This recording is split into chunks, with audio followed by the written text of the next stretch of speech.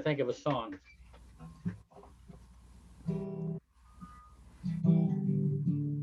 Nice.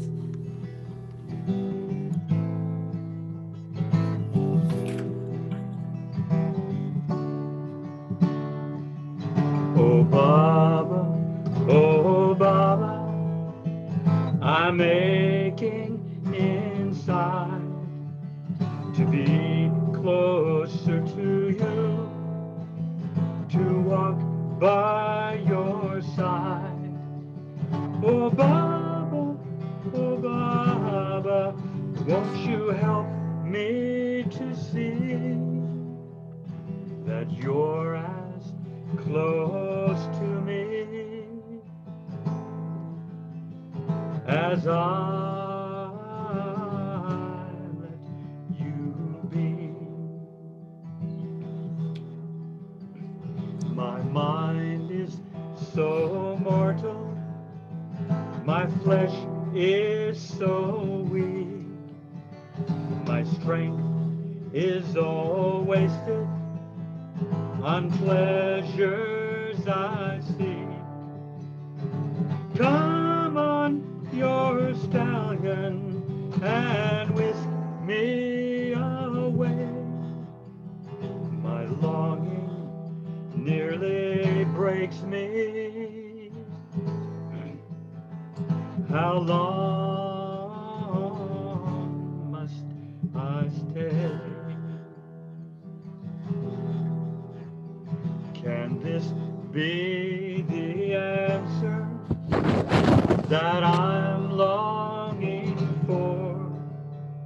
That your divine spirit now knocks at my door. I'm coming to let you in, to feel your sweet presence, to let life begin. Oh Baba, oh Baba, come nearer, oh please. I'll drink of your essence, I'll fall on my knees. Come be my sculptor, for I'm made of clay. Mold me and shape me in your divine way. Oh, mold me and shape me in your divine way. Oh, mold me and shape me in your divine way.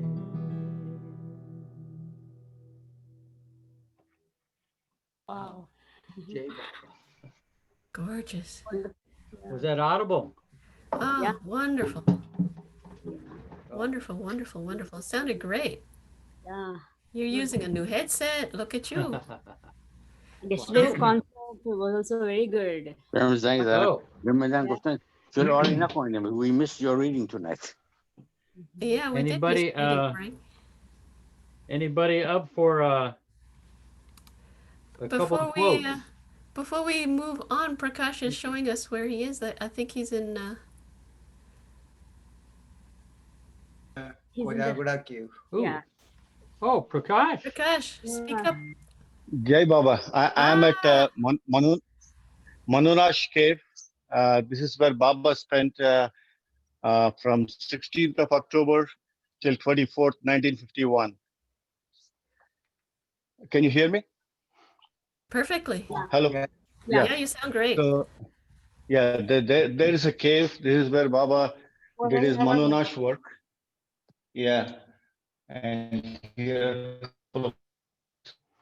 my No signal in the cave. Okay.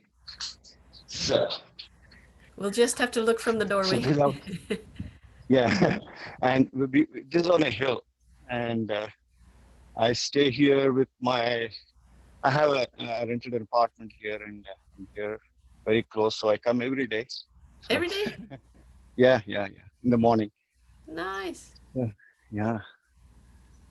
So Jai Baba, Jay Baba, it's great to hear from you and to see where you are. Jai Baba, Jai Baba. Very special. Jai Baba. It's all hill. I mean, it's a big hill. And Yeah, Jaisima and Shailaja know this, and I'm sure Jeff and other people may have also visited. And I think maybe Vijay did. I'm not sure. Ah, But yeah, Jai Baba. No, I've never been yeah, there. Well, yeah, love to go. it's actually beautiful with the tile Yes. down. That's nice. yeah.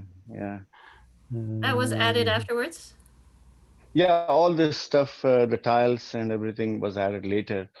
Yeah. And the little window there has been spruced up. So Yasmin is calling it the light at the end of the tunnel. when Baba was here, Yeah. Pendu and I don't know the other gentleman, maybe Erich or somebody else, they used to stay guard outside. And they would hear howls of perhaps a leopard or a tiger, and they were very, very scared. And there would be Yeah. snakes all over the place. Now it's pretty good, actually. It's all done up. And It's it looks very pretty fancy nice. with a gate and everything. Yeah. So Are there still it wild is. animals there? Well, I didn't see any, but I guess people did report seeing one or two occasionally. Yeah. But see, when we take over, they go away. So, Yeah. so When humans come, they run away. the human animal comes, the real animals go away. Yeah. There are a lot of peacocks too, Prakash. Peacock. Yes, that's right. Wow. That's right. Yeah, Matcham Where? knows. Yeah, Show. yeah. Yes, Well, Varuna, No, sometimes they come. yeah, They wander around. yeah. So it's I pretty mean, wild there. they were seen quite often apparently before, but once the place became a haven for the rock climbers Yes. and Baba lovers, and there's a temple nearby, so and things got a little difficult for peacocks to Too run. many human animals. Yeah. All right. So, Jai Baba. So let me Jai spend a Baba. bit of time in the cave, and I'll talk to you guys again. Jai Yeah. Baba. Great. Thank Great. you. Enjoy. Thank you, Prakash. Good to Jai see you. Baba. Jai Baba.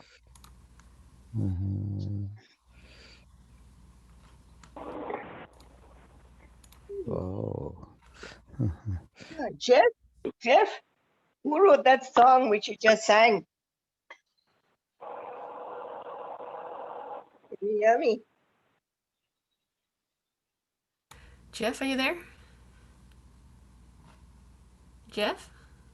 He's lost audio? Yeah. Uh-oh. Hello. Yeah, no, we hear you. Can you hear us? I'm not hearing anything. Huh. Yeah, no, his speakers are not cooperating. Let's send him smoke signals. We hear you. We can hear. Betty, where are you?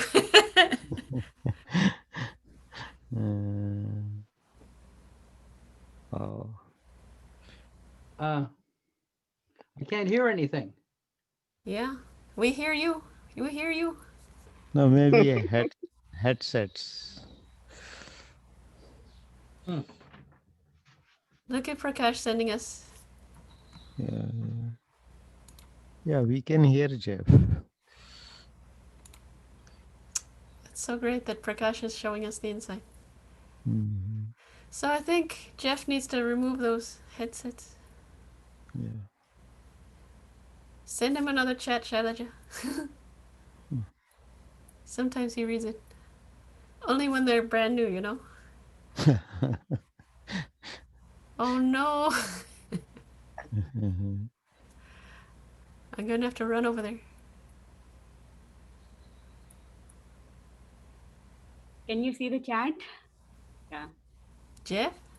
Nothing.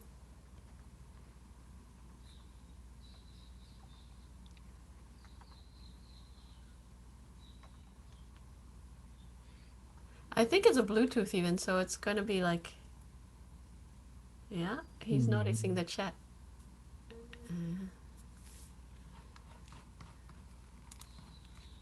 We hear you. Are you Jeff? able to hear you now, Jeff? Can you hear us, Jeff?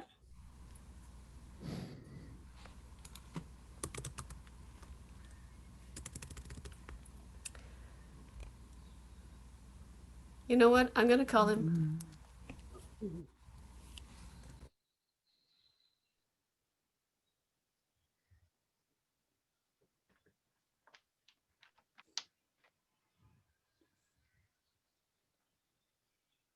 Hello, hello?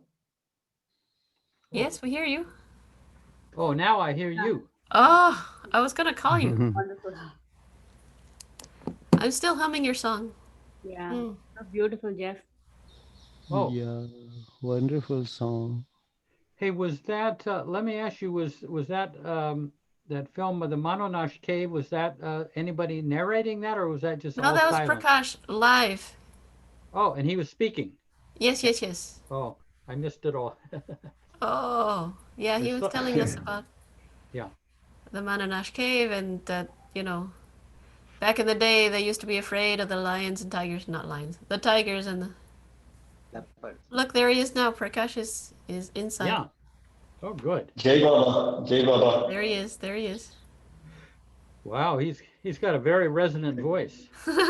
Nothing like a cave to... Yeah. This is where Baba spent about 10 days doing his seclusion asad Manonash work. And if you all remember, Baba did bring symbols of all the places of worship here, temples and mosque and the rest of them.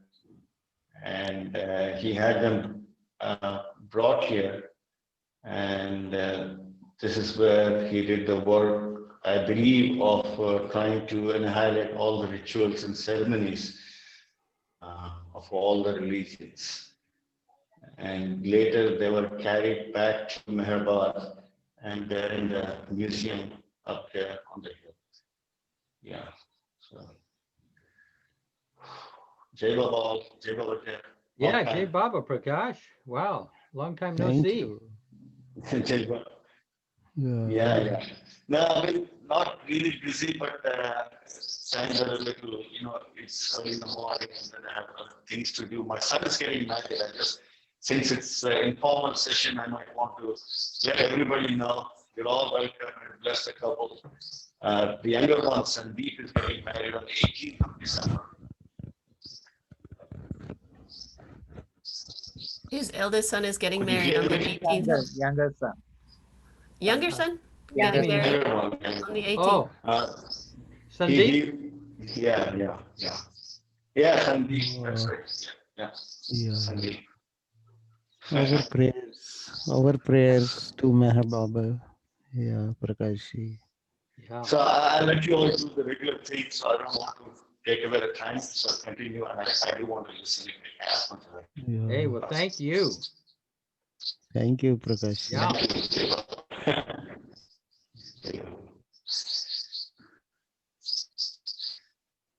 That's the canary in the mine shaft. The little squeak. Yeah. Wow. Wow. Baba began to laugh. Yeah, before heading to Mehrabad via different places and doing all the work. And the incident of the mosque, I think that was the last stop before Baba actually went to Mehrabad, where Erich had to, Baba asked Erich to stop a bird from making noise and all that stuff. I'm sure you all know the story. Yeah. When that's what it is, yeah. Yeah. It's a little hot here, even though it's December. Jai Baba. That's Harsha. Jay Baba Prakash and oh, Oh, Harsha. is that Harsha? hi, Harsha. Is it Harsha? Can't quite tell, but he's got a bottle of beer hanging from his, his shirt. Okay, please. Yeah. Yeah. Okay. Well, that was very special. You never know what you're going to run into with the after arty party. Arti party. Post-arti. Yeah. Nice to see Jai you all. Baba. Yeah. Yeah. Nice to see you. Thank you, Prakashi. Jai Baba.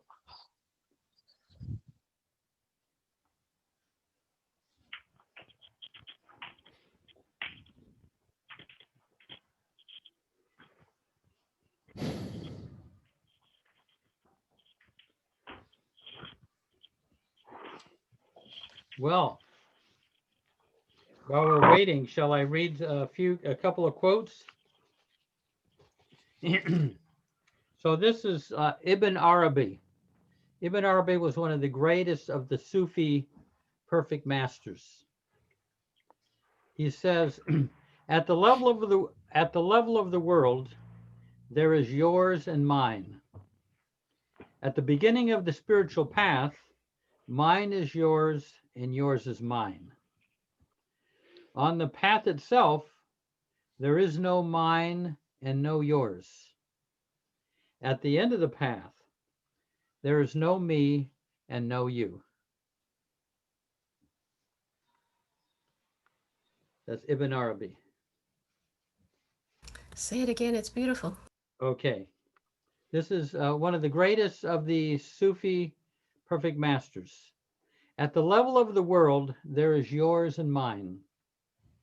At the beginning of the path, mine is yours and yours is mine. On the Sure. path itself, there is no mine and no yours. Right. And at the end of the path, there is no me and no you. Wow. Very that, true. that reminds me of another quote from Rumi where he says, out beyond ideas of wrongdoing and right doing, there is a field. I'll meet you there. When the soul lies down in that grass, the world is too full to talk about. Ideas, language, even the phrase each other doesn't make any sense. Same kind of idea. You get down to the end and it all becomes one. Here's one from Rabia of Basra. Oh, just a second.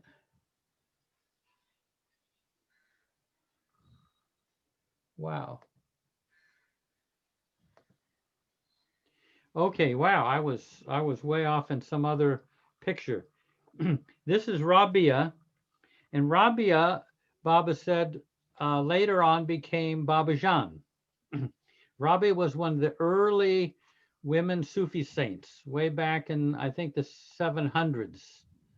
So Baba Jan, well, as you know, was the one that kissed Baba on the forehead. So here's Rabia of Basra. When I entered God, my vision became like his. It flooded out over all existence. I knew no limits. The future I can now see with as much certainty as the past.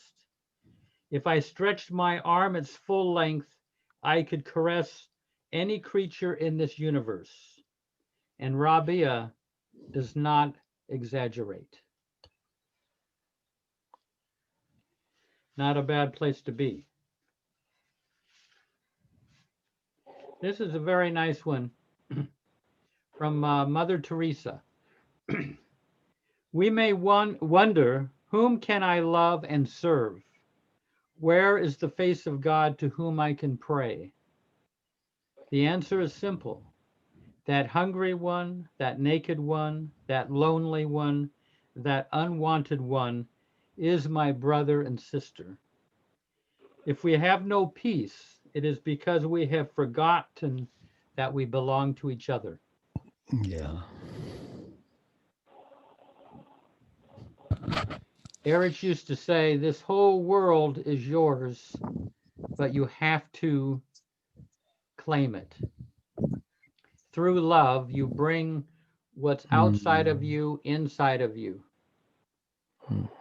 As Baba said, the whole universe is inside of us. So we have to stop being separate and knock down the wall of separation and become everything. Now, I once asked Darwin Shaw. He was about 96 at the time. We were sitting in the refectory. This is at the center in Myrtle Beach. And, you know, Darwin was always very unassuming and low key, and he never really said what his experience was. You had to kind of infer what his experience was from the things that he said, but he didn't talk about his personal experience.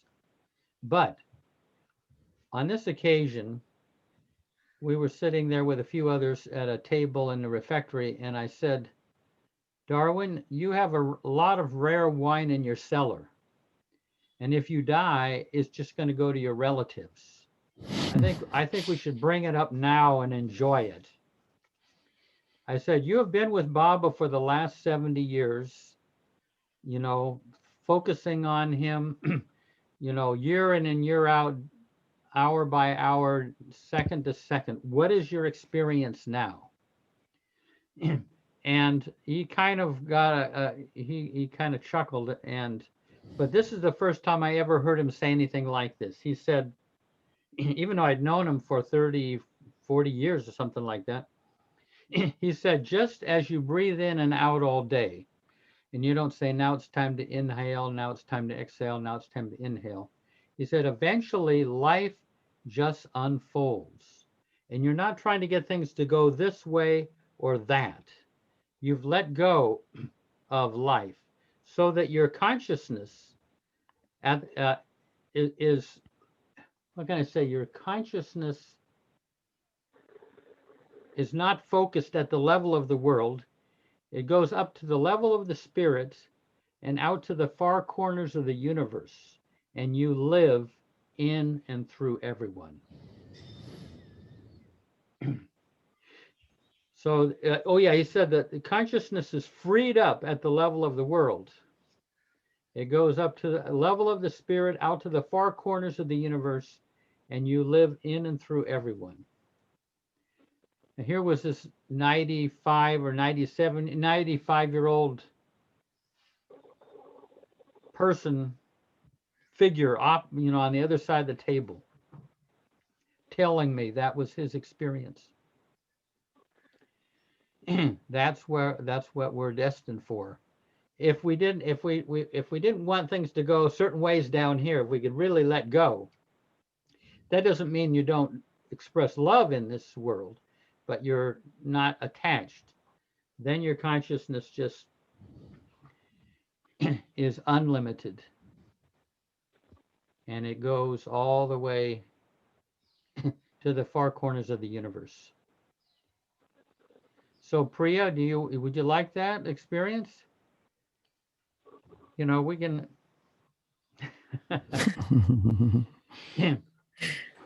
That's where Baba's leading us. You know, I mean, Baba says we're actually unlimited right now. We have Baba's infinite consciousness, and we have it on loan. You've taken some of his consciousness and you're using it in your life. I'm using some of Baba's consciousness in my life. But Baba said, if you could stay up here at the level of infinite consciousness, which we are, but what we do is we look down and we see, oh, hey, there's Priya. I wonder what it's like to be Priya. And bam, you become a person. Baba said, you know, because you come down and you become a person, and then you got to learn the times tables all over again. You got to learn, you got to learn Marathi and all this again. If you'd stayed up there, you wouldn't have had to go through that again. Yeah. Baba said, uh,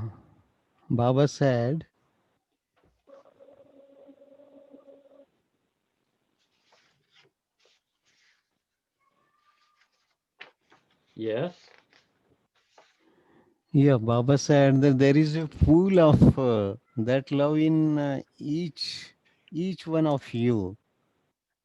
There is that pool of love within each one of us, and it is covered with ignorance, illusion. So we have to uncover that slowly and slowly. And once the consciousness is already developed, and that ignorance has to be moved away slowly and slowly and slowly. And so then we can see the reality. Here's a description of what VJ is saying. Here's a description from Rumi of what the experience of a perfect master is, a perfect being. Every night, the spirit is released from its body prison, and the mind is erased of memory. Each night, the bird of the soul is uncaged, and the waking drama stops. Prisoners are released from prison, governors lose their powers, the body feels no ache or pain, worry about gain or loss, and fantasies about this person or that cease to exist. This is the perfect master state when wide awake. I'll read that again. Every night the spirit is released from its body prison, and the mind is erased of memory. Each night the bird of the soul is uncaged, and the waking drama stops. Prisoners are released from prison, governors lose their powers, the body feels no ache or pain, worry about gain or loss, and fantasies about this person or that cease to exist. This is the perfect master state when wide awake. Beautiful, You Jeff. know, yeah, I mean, even the president of the United States, when he goes to sleep, he loses all of his powers.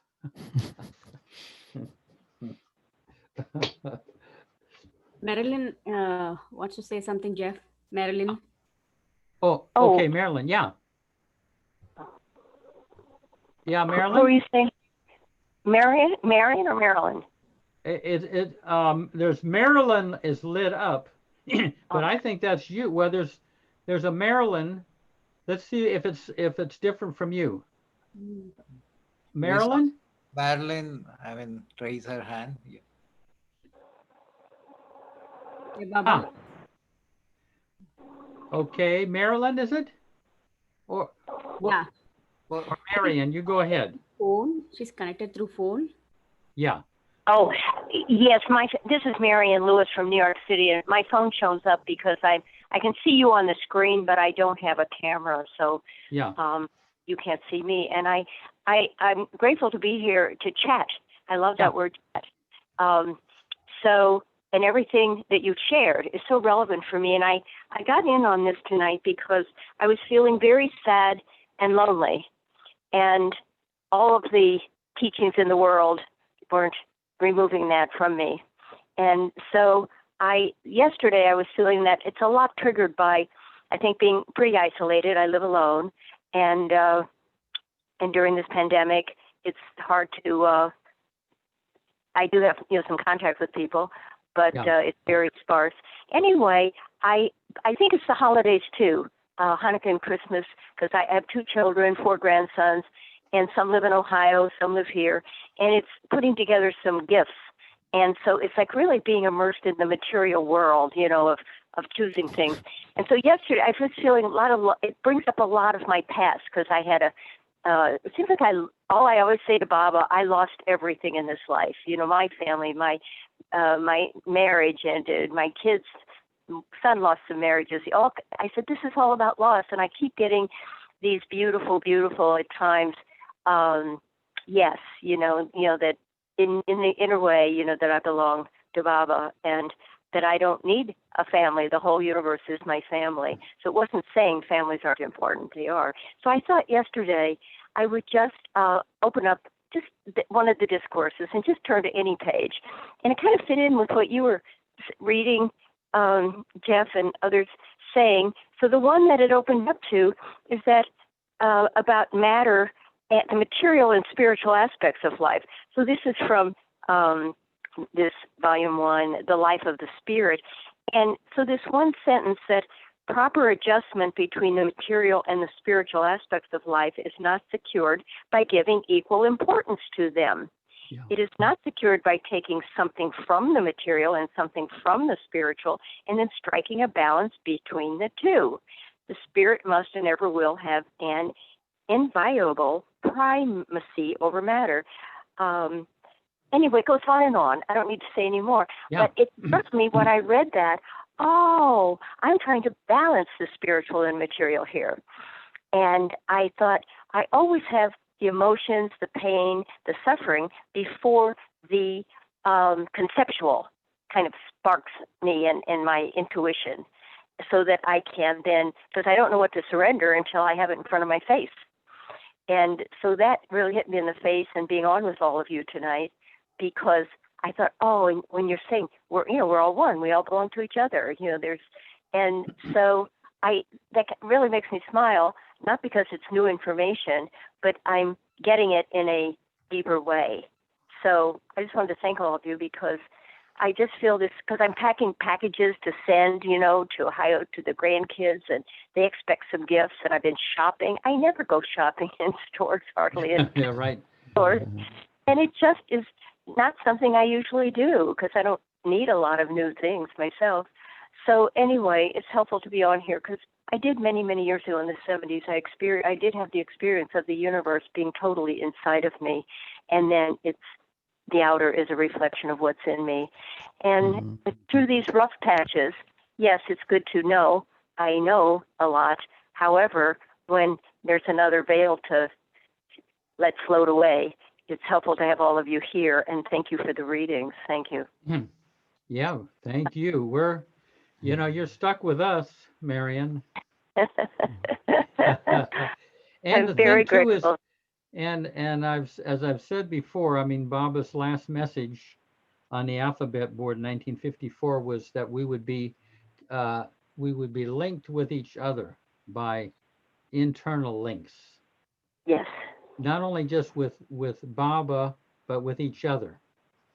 And so this is part of our support system for the next 700 years. You're looking at some of those supports. Yes, and I've been able to tell people here, I know here who used to be, we were like in support groups together and all that. We can't see each other personally right now, but I'm very aware of when I'm thinking of someone, it's not just a memory, I am connecting. And I've let people know that. I really know it in my heart, in my mind, that I am connecting when I think of someone. Yeah. Take a breath, yes. Yeah. Yeah.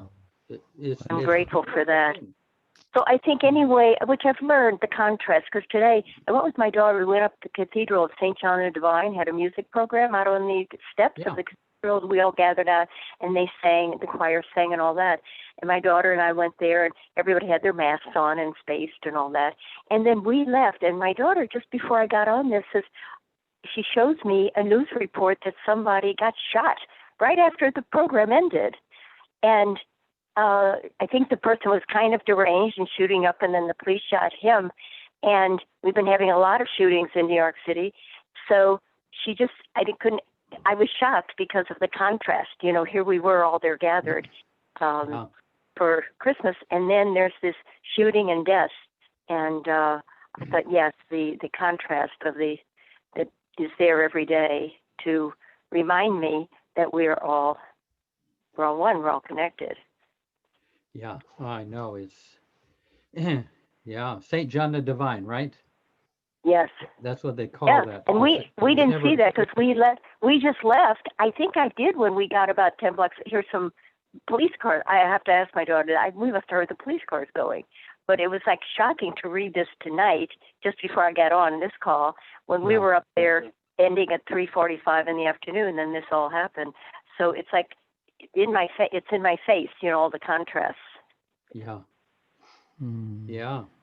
That's my old stomping grounds around there. Yeah. My, Well, thank during you. my Thank you for college, being here. during my college days. Yeah. Yes. I heard of I Baba appreciate- I heard of Baba on 110th in Cathedral Parkway, I think. Ah. Way uh-huh. back. Yeah. Yeah. No, we're having to deal with it. Baba said, and you probably know this, Baba said in the Kali Yuga, it's 75% selfishness and 25% selflessness.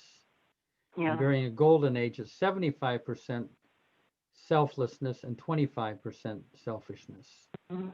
So we're in the winter of the world, Yes. where some of the worst things happen. Yeah. But but Mansari used to describe how Baba referred to our efforts during this period. Baba said, during the Kali Yuga, he gave this gesture, this much effort gives you, I'm spreading my arms out, this much progress. In the golden This age, much- in the golden age, I've got my arms spread out. In the golden age, this much effort gives you just, oh wow, I can't see my hand. This much progress. So if we play it right, we can grow a lot during this period. But boy, there's a little bit of eggshell in your favorite omelet. Yes, I call during it this the period. accelerated program. I call it the accelerated program. This is it. Yeah. That sand in your favorite spinach casserole. Yeah. So, hey, Mayor Prasad, you got anything cooked up over there? Let me read Adi's prayer from his book, Just to Love Him. Okay, yeah. This is in the very beginning of the book. It's called Adi's prayer, and it is from Adi K. Rani. Call yourself a lover of Avatar Meher Baba, but you must be willing for your love of Baba to suffer labors and sorrows, vexations and anxieties, and lack of necessities, sickness, injuries, reproof, disgrace, humiliations, shame, correction, and contempt. Jai Baba will then be yours. Yeah. Adi said if he hadn't become a disciple of Baba's and suffered all that you just spoke there, he said he would have been a great saint with a large following.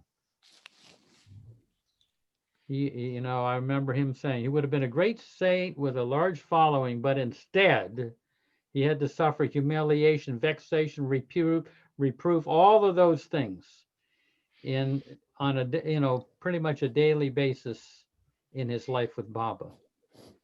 But they all the Mandalay helped Baba so profoundly in his work in this Advent, even if it was just taking care of his physical body or his correspondence or his finances.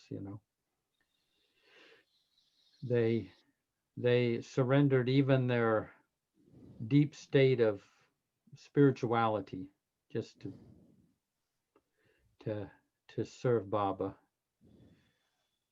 Read that list again so we can Yeah, we won't feel so bad when these things come into our life. Yeah, I like that list a lot. Yeah. Read it again. Call yourself a lover of Avatar Meher Baba, but you must be willing for your love of Baba to suffer labors and sorrows, vexations and anxieties, and lack of necessities, sickness, injuries, reproof, disgrace, humiliations, shame, correction, and contempt. Jai Baba will then be yours. Yeah, he had that on his desk when we Oh, would go there in the early 70s. I think it was under glass, so no one could get to it, I guess. Yeah. Jeff, I guess Marian Lewis had a Oh, had yeah. Marion, yeah. Go ahead, Marion.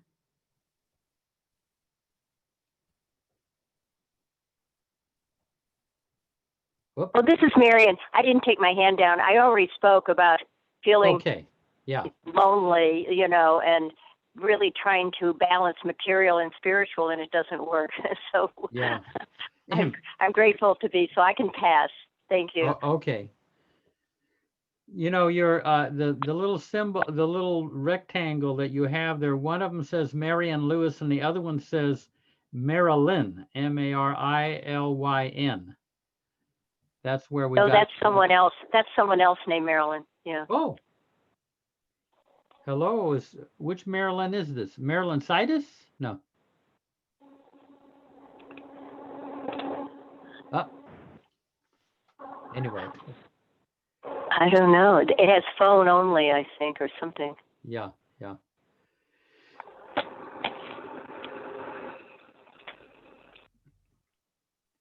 Now, I'm wondering if VJ, if you can you share a little bit more about your father?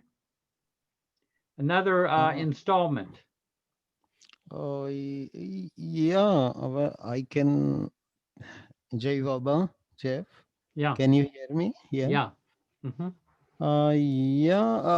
Yeah, I can definitely quote some incidents during the Sahvas, and yeah, these are given in Lord Meher's also. So I picked up from Lord Meher and from him. Yeah, my father, Sulu Meshram, he was very much interested in God realization.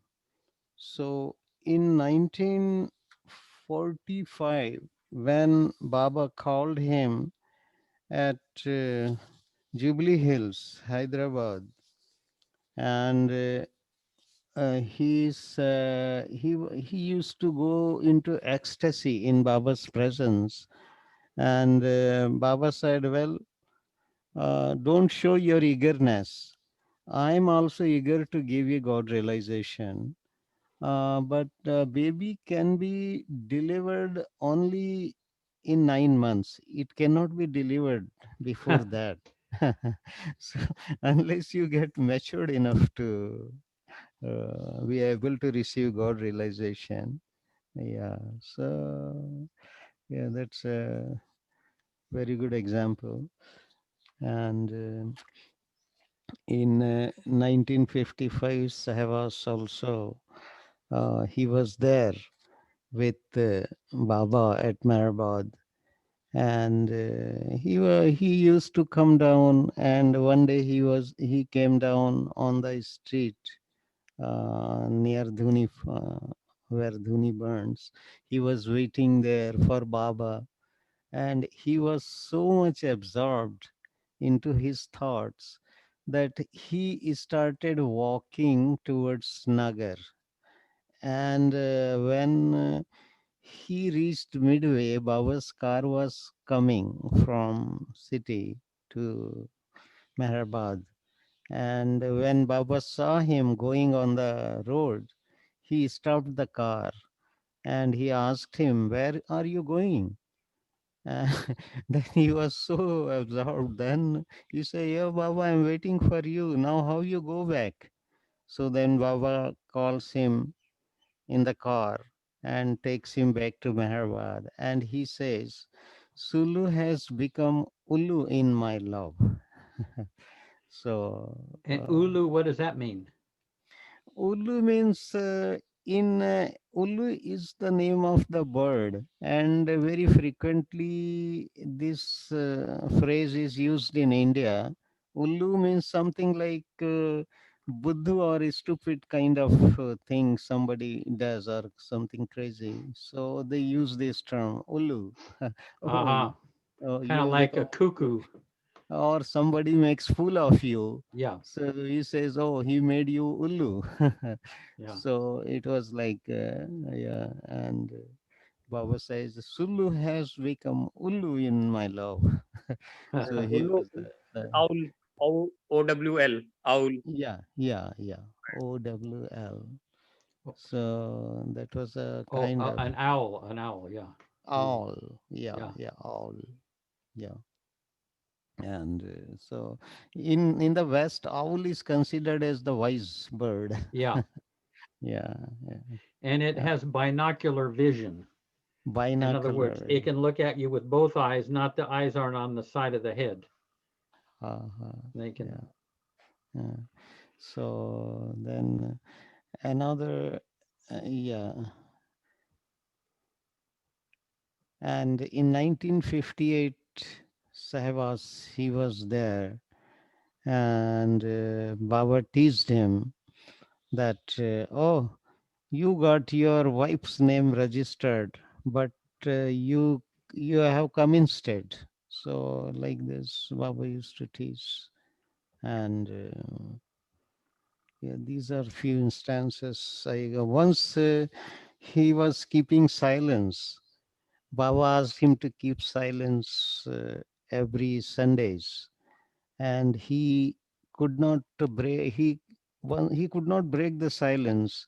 He continued for 3 weeks, and Baba calls him to Meherbad and asks him to break his silence and says, "I will send you back to Himalaya." So then he breaks his silence. So these were the instances. He always used to write to Baba all details, and Baba used to send him letters.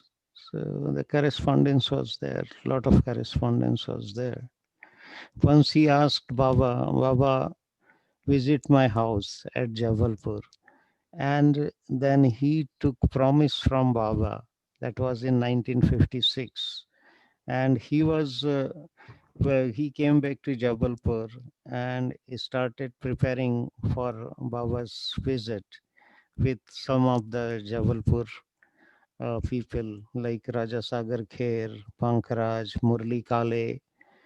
And when all preparations were made, then Baba's telegram comes.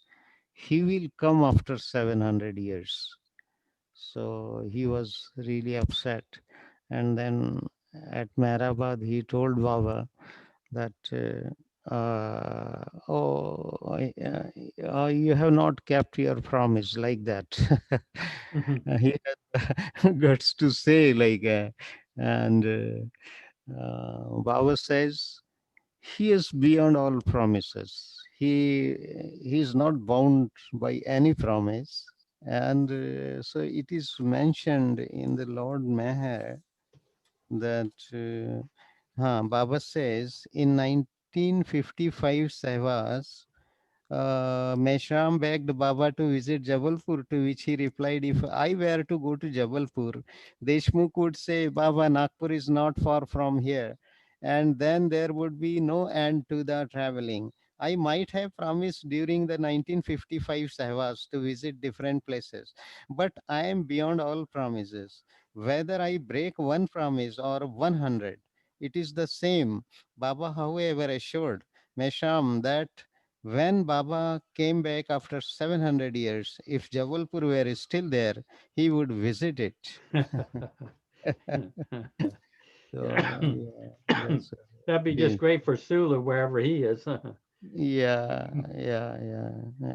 Hey, do you have there was one thing that you gave me, which was a something Baba said. It was a kind of a short quote um, that he may have said to Sulu and some of the others. It was, maybe 15 lines or something. Ah, Yeah. Uh, that was CJ. yeah, regarding trust and faith. Is that one? Sulu and Sudama? It might be. Yeah. Well, that's Sulu and Sudama. Here, this is on page online Lord Meher 1942, 2268. Sulu, on the 11th, a letter from Sulu Meshram of Nagpur was received and read out. Baba was in a good mood and remarked, such devotees and lovers should be worshipped. Baba then joined his own hands together and closed his eyes as if praying, something the Mandali had never seen him do before. He had the letter read out again and observed, Sulu is greater than me in the sense that he loves me with such deep devotion. He has seen me only once in Panchagani in 1938 and since then has been kept far away. Lovers in that respect are truly great. Why did Krishna wash Sudama's feet and drink the water? Because of Sudama's love. He washed not the feet, but the love of Sudama and drank its waters. God always is, was, and ever will be. But the existence of God's great and true lovers like Sudama of Krishna, Sulu, and others now reflects God's true greatness. The greatness of their love is such that it creates faith in a master whom the poor ignorant lover does not truly know at all. But because of firm faith, the follower is ready to give up his very life for the master. Is not that greater than God? God is always greater in his infinity. But if lovers, in spite of their finiteness, rise to give up all, sacrifice their very lives just for love and faith in their beloved, whose true being they do not at all know, it is indeed greater. That is why God, even in spite of his infinity, bows to the greatness in recognition of the spirit of selflessness that he beholds in the love and faith of his true lovers. God is always there. He was all the time. He will ever be. But it is the greatness of lovers and devotees that they love and adore God and the Guru. Even if you, the Mandali, don't feel anything such as this boy or other devotees have experienced, the very fact that you have given up all and now stay with me and render service solely out of love, although you do not know me, is enough to prove your greatness, which I alone see, know, and appreciate. Is not that wonderful? Yeah, He appreciates beautiful. all. Yeah, Yeah. That all that his that lovers. not knowing who he really is, that we give our whole lives to him, is different from God, who already knows who he Yeah, is. you are going. uh, No, that's oh, beautiful. yeah. There was, I wish I could remember this story. Maybe you can remember, maybe Mayor Prasad can remember, but it was something that Sam Carawala used to say, that a king in a particular country wanted to know who was the greatest renunciate in the kingdom. And he sent his ministers out. I'm just kind of fabricating this as I remember. And they brought in all these different things, and he had interviewed them to see what people had renounced. And and eventually they I guess they vetted a lot of different ones, and eventually a perfect master was brought to him. They figured this is the one. He comes before the king, and the king says, they say you're the greatest renunciate in the kingdom. And the perfect master says, no, I am not the greatest. I'm not the greatest renunciate in the kingdom. You are. He says to the king. And he says, how could I be the greatest renunciate? He says, well, the perfect master says, I have given up the world. You know, that's one thing. But you have given up God, who is infinite. That's a greater renunciation. In other words, you have no interest in God. That is real renunciation. You've renounced God. Oh. I don't know if that's clear, but Too good. I got a smile from Dinesh there. Yeah. Hey, Dinku. No, oh, I can't hear you, but I said hi and sorry, I got busy this morning, so I couldn't join earlier. yeah. No, we're just kind of hanging out. VJ told some things about his dad, his father. Payam, have you got anything that occurs to you? Hi there, Jay Baba. Yeah. You know, I was going through my stuff today, and lo and behold, I found something Baba said about hope, having hope. Baba said different things about hope. Yeah. One time he would say, don't have hope because then you have expectations. Yeah. And then, you know, then that's where suffering comes, because you have an expectation. And then anyways, but this one, Baba says, have hope. Shall I read it? Yeah. And it kind of speaks to what Marilyn was speaking about. So here it is. Baba, and this is from Life at Its Best.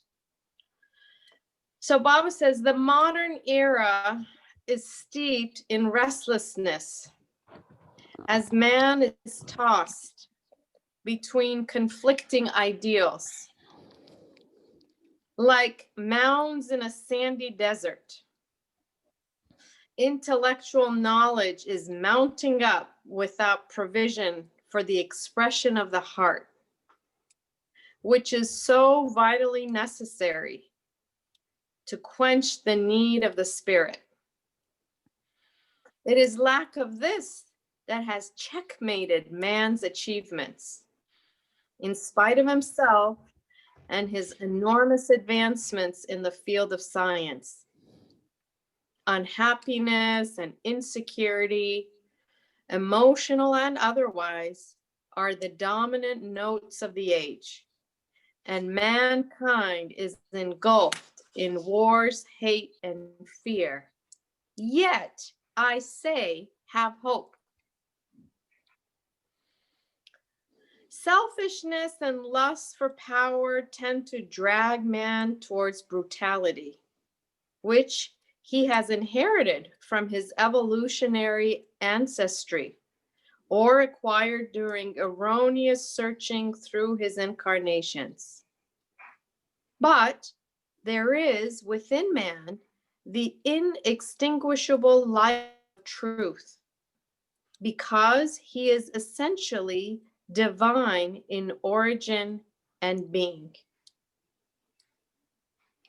Those who cleanse their hearts of the embittering poison of selfishness, hate, and greed shall find God as their own true self. When you find and realize God, the problem of selfishness and its numerous expressions melt away like mist before the sun.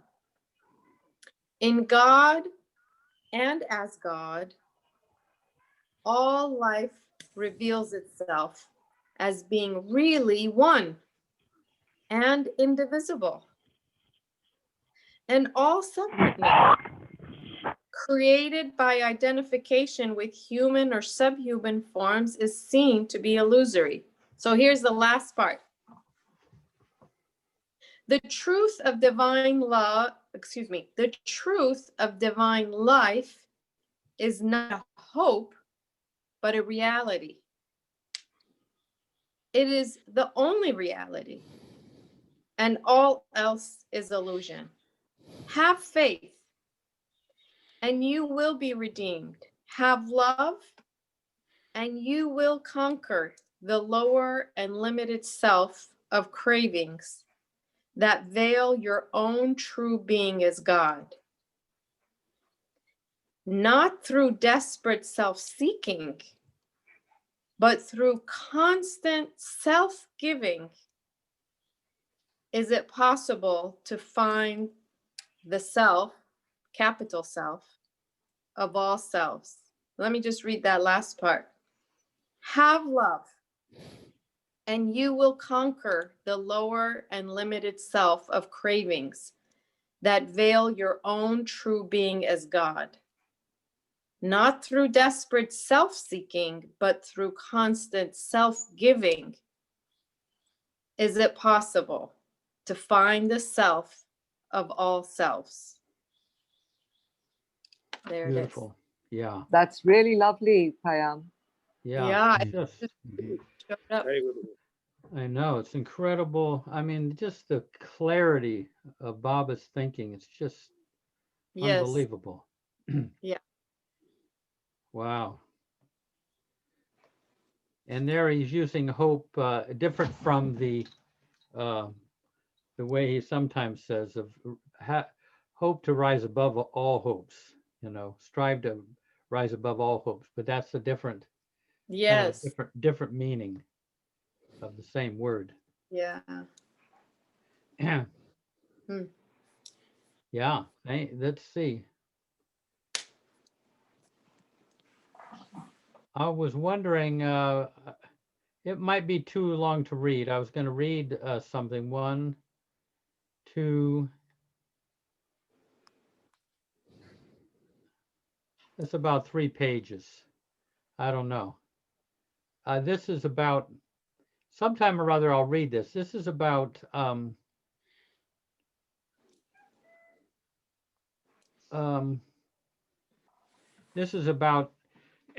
a period of my life when I had totally exhausted all my energy after about 5 years of working at the center. But not the physical energy, but my spiritual vitality I had completely depleted. And I don't know if it would be, I could read it sometime. It might be, you might find it interesting because it's how Baba helped me to get that back. But you guys are all, you folks all have enough energy that I don't think you will have to suffer for the same condition that I got myself into. No, read it, Jeff. Yeah, please do, Jeff, because there are times when even I feel that my spiritual energy is depleted. I feel cut Well, off from everything. And okay, I mean, it's like 3 pages. Okay. Yeah, go ahead. Please. Okay.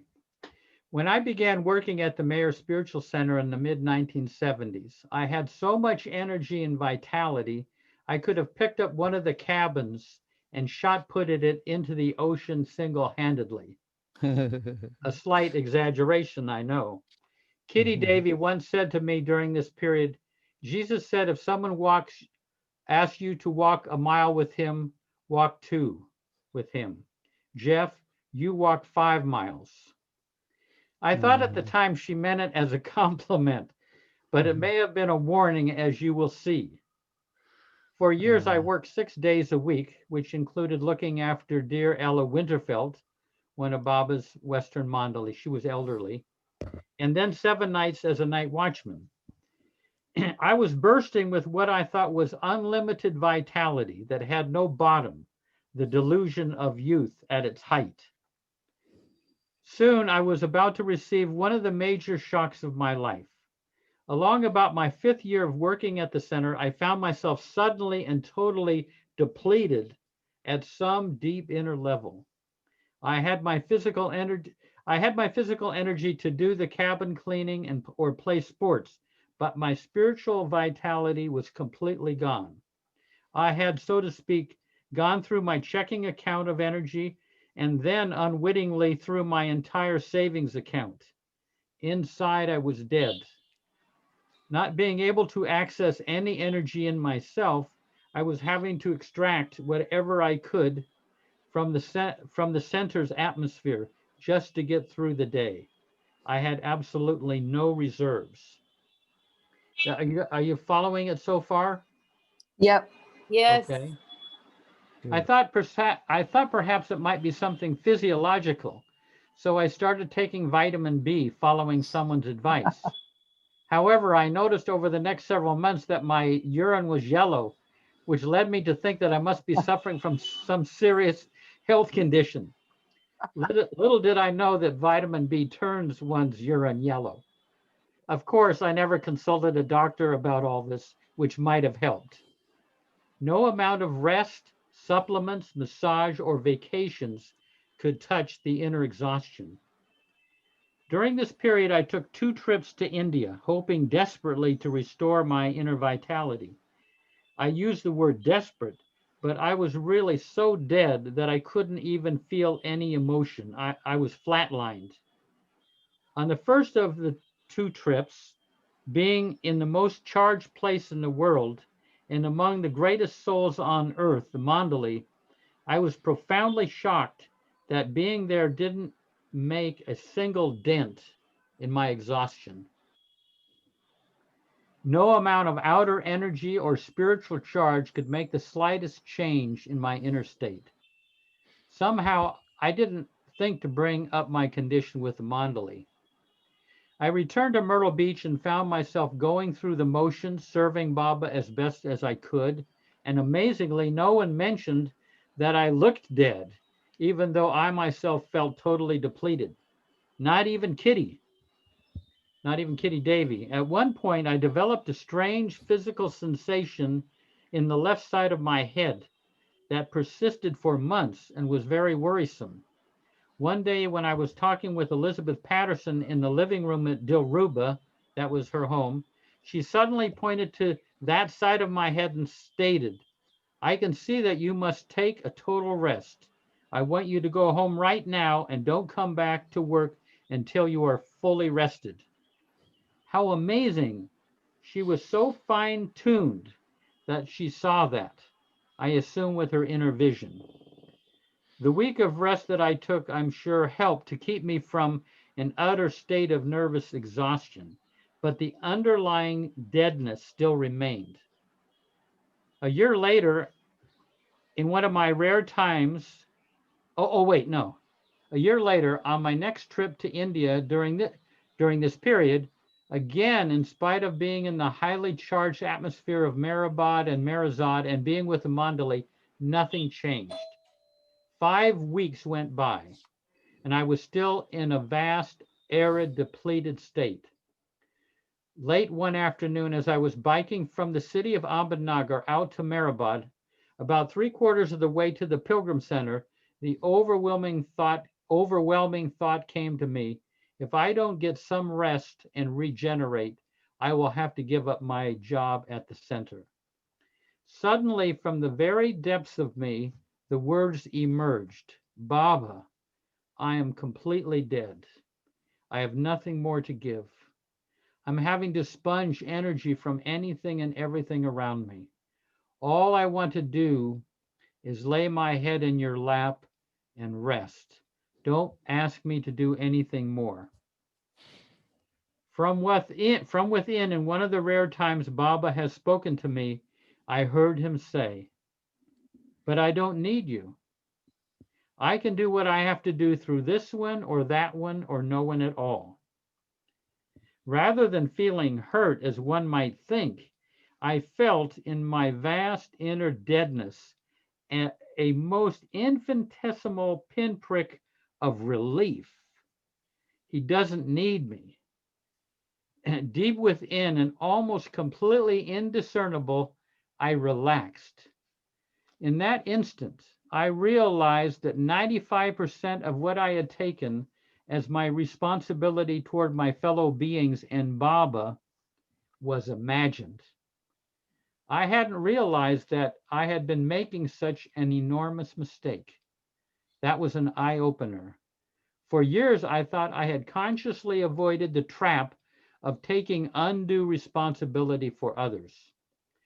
Also, I must have somehow felt that if I wasn't responsible, I might lapse into a state of irresponsibility. But now, Baba lifted me into a state of non-responsibility. I never dreamed there was such a state. I then said to Baba, "Now that you don't need me, what do you want me to do?" Baba replied, "Do what you love doing." This whole exchange on the bike ride took less than 20 seconds. When I reached Mehrabad, I lay down in my room and was sick for about a week. It was as if I was convalescing from some mysterious disease.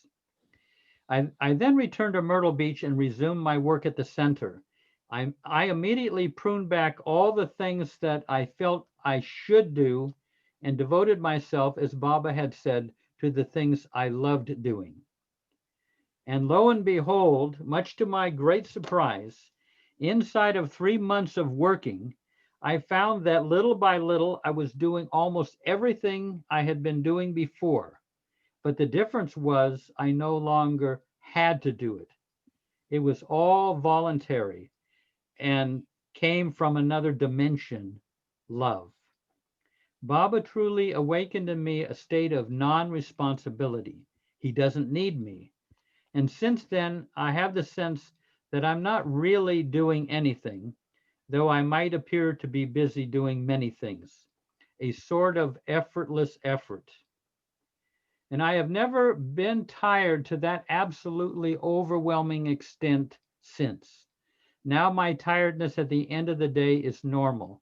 And after a good night's sleep, I wake refreshed, ready to start a new day. That is, I'm not hung over so much by the accumulated exhaustion from previous days and months as in the past. In my ignorance, I must have thought that the energy I came in with in this lifetime was from me, not realizing that it had been given to me as a gift from Baba in the past. And only when I ran out of my fund of energy, my accumulated energy, did I come to know that it had always come from another source, from beloved Baba himself. So rather than relying on my own youthful energy, Baba taught me to allow him to provide what I need from his unlimited store of energy. Looking back, I feel, though, that if I hadn't made the all-out efforts to serve Baba heart and soul and overdone it, I wouldn't have received by his grace this unique state of non-responsibility. I don't feel I'm doing Baba any favors or that he really needs my service. On the contrary, he is doing me an immeasurable favor by letting me work here at his home in the West with love.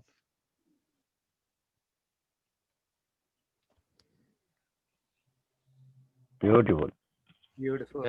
Could you go? Oh, wait just a Wonderful. second. Was that? Wait, I got to get back here in the real world. Very beautiful experience, Jeff. Say that again. Very beautiful experience or lifetime things to remember. Jeff, have you written it out somewhere? Because I got called away for a bit. Oh, okay. Yeah. Yeah. If you type in your email address, I probably have it somewhere, but if I don't, I will send Yeah. it to you. Okay, I'll give it to you right away in the chat. Yeah. And I'll write it down. But was This, that, this is oh, go ahead, Marion. Yeah. this is Marian. I just want to make a quick comment because there aren't enough words. I'd have to repeat everything you did and read it, but it's so meaningful. So about like you are the model. This is a model story for the new age and for education and for young people, not just young people, old people too, every age. I'm very involved in intergenerational activities with, kids in grade school, high school, college, whatever. Through my senior center, we're not face to face during the pandemic, but when a time would come up that was just flowed out of me, where I could reflect to these young people who they are, I would not use any kind of religious or spiritual words, perhaps, but I might say, what I would reflect to them who they are. And your piece is about this transformation of all of humanity, of living spirit, having the human experience, and embracing the human self. And when we fall off the wagon, I call it, having some powerful questions about getting back on rather than beating ourselves up about anything. So I want to thank you so much because I feel that just, it helps me ground myself in this wave, and that you being at this leading edge is very powerful, and that I can actually benefit in my continuing support of everybody, and especially these young people wired for the new age. Yeah. Oh, well, thank you. Yeah. Thank you. It's too bad we didn't have Ganesh and Alan on, because they're the kind of youth and how you can kind of blow it. Oh, Alan's just come on. Oh, I should send that to Alan. You send it to me also, Jeff. Okay. Because I remind you one instance on the center. I was there with you during 70s. It was in 78, and we both were near the original kitchen, and it was kind of wrestling. You and me just hand pulling, and you were so strong that you were the fittest. So I remember that. Do you remember that instance? We both had hand wrestling, and you were pulling your side, I was pulling my side, and you were so strong that I could say I could not pull you towards me. Yeah. And then I realized, and you're brooming means you're cleaning the center and singing, oh Meher my lord, and so that these songs always rings me. And now you have become such a part of center. See, like when we think of Center Elizabeth, so like when we think of Myrtle Beach, it's Jeff Wolverton in my mind. Yeah. You can't get rid of me, Yeah, like I can't get rid of you. like a yellow fly. Now, Diane and Terry, were you there when I just read this thing? No, we came in at the very end, so I don't know what I asked for, but if it has something to do with you, I'm interested. Yeah. I'll send. What's your type in your email address? Already done. You already have? Yeah, I did what Dinko did. Oh, okay. I know how smart Dinko is. Yeah. Oh, I'm not. No. Don't credit me with that. Well, you gave me the idea, so thank you. You're welcome. What was, I don't want to have you tell the story, but what the title, if you will? The title I gave it was "I Don't Need You." This was Baba speaking to me. Okay. Yeah, but I think you'll enjoy it, and it shows how foolish youth is, but it has a deep meaning. And Alan, I've got your email, and I'll send it to you because you might find it interesting, because I was about your age when I squandered my vitality. You might find it interesting. Yeah, go ahead. I look forward to reading it. Yeah, I'll send it to you. Payam, did that make any sense to you? Yes, that was perfect. Yeah. You know, Jeff, this is the problem probably so many of us relate to, which is our work, our home responsibilities, for me, my son, all of it can feel so heavy sometimes. Yeah. And you keep getting up and it's like, oh, here we go. And of course, there's beautiful parts to it too. And we have Bob and all of it. But naturally, I think there is that sense of feeling depleted. Like, really, Baba, I got to keep doing this again? How many lifetimes? You know, so. Yeah. No, it's. Yeah.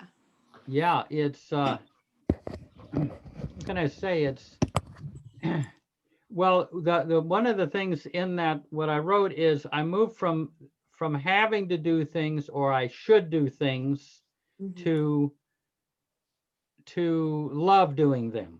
Yes. And I mean, all the shoulds and the have tos will drain you, because those are coming from you're drawing on your samskaric energy. Yes. And for love to be the doer, which is, that is not easy, but love has an unlimited supply of energy, and the shoulds and the have tos has only so much energy and no more, and you can run out of it, as I did. Yeah. But yeah, if love can be the doer, it's a lot different life. It is so beautiful. And I have had glimpses of it, maybe parts of the day, or something happened that it just flows so easily. And even if it's not what I want, but it just flows. So moments remind me, and thank you for sharing that, because it's possible for all of us all the time. Yeah. Yeah. I mean, it's like a musician. Sometimes a flute player can feel they're in the zone, and other times they just have to rely upon their technique and put as much feeling as they can into it. But it's better, I mean, when the music is just flowing through the flute player from the realm of love. But it's yeah, it's eventually it can be the greatest flute players can channel that all the time, and it's a matter, and if we can channel that love, if love can be the doer in everything we do, we're in a very nice place. Yes, but you also, I remember one of the nights you shared how you wanted to, of course, Baba says, help others, to help others. Oh, you guys know the quote, real happiness lies in making others happy, right? Yeah. So, you can really go far with that, and just from the place like you were talking about, Baba wants me to do this, I need to do this for Baba, that you can feel depleted. Yeah. You had something, a phrase you used, and I loved it. Something like, when sometimes people ask for your help, you feel like, you're at the end of your day. You have no more left. What is it you say? You said, I would love to help you. I really would. Yeah, but I don't have any energy. I'm totally exhausted. Yeah. So you honor them. You don't just say, no, I don't want to do it, because if people get offended. Mm-hmm. But here's a little scene that I remember, and this kind of fits in with this. One time, when we would be in Mandalay Hall at Merazad, when they showed a film, you probably remember, they would put these black curtains on the windows, so that we could see the film. But it would get very hot in there, and so they would pass out these fans. So you'd be there weren't fans for everybody, but people would be fanning themselves. And after the movie was over, Erich turned to this person next to him and said, thank you for fanning, thank you for fanning, because we all kind of enjoyed it. And the guy went, oh no, Erich, I'll fan you. He said, no, fan yourself, and everyone in the area will benefit. So that, it's very hard, what is our duty toward, what is our service to others? That's a whole spiritual journey in itself. How much do we do? How much don't we do? How much does love want to do? And how much do we feel we should do? Those two things, have to be discriminated one from the other. Say that again. How, like say in serving others.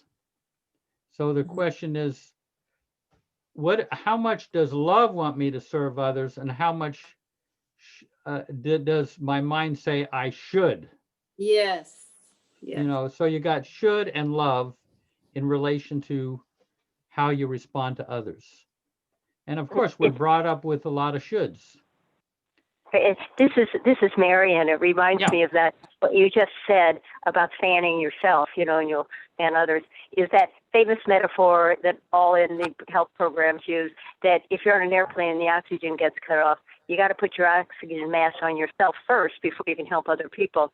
Yeah. And you're not doing a selfish place, because if you don't put it on, you're helping others get their oxygen masks off and you die. You're not very helpful to other people. So it's kind of like that metaphor. Put your oxygen mask on yourself first, and you can then help others. Yeah, excellent. Great metaphor. I like metaphors. They can encapsulate a whole discourse in one metaphor. Alan, what you got there? I was just thinking about. I was thoroughly surprised in just reflecting. Obviously, because I just finished this book, The Boys, and I was just reflecting on how so many people ask this Fanair, for example, like, what can you tell me about like how I should meditate, or how do I focus on Baba? How do I live with Baba every day? And there's so many times, or that I was reading about, that he would say, I'm not authorized to tell you about how to do your spiritual path, but just love Baba. Like that response of like, I have to focus. Baba gave me the order to focus on myself, basically, to do that inner work, but in fact, him doing that so intensely was just being around the guy was a help for everyone. It was just like it was helping everyone else. So definitely, yeah. I mean, I'm sure you can attest to that because you were in his presence. Yeah, in his presence, all your sanskaras, I mean, I'm just describing it metaphorically, all your sanskaras went into a state of quiescence. They wouldn't move, so you wouldn't feel you had to go anywhere. You could have stayed there for a month because his presence just neutralized all these, these sanskars that say, hey, you better go do this or you better go do that. I mean, I was even there, and I was on my work time, but I didn't feel my work kind of goading me on to go back to work. Did you ever ask him any questions or have interactions with him individually, or? Yeah. In the early years, toward the end of his life, he kept saying, just love Baba, just love Baba. But in the earlier years, we got some of the things out of him about the spiritual the inner life. Mm. One thing that he did say, he used to talk about meditating, but the English word that really described what he experienced with Baba was a communion.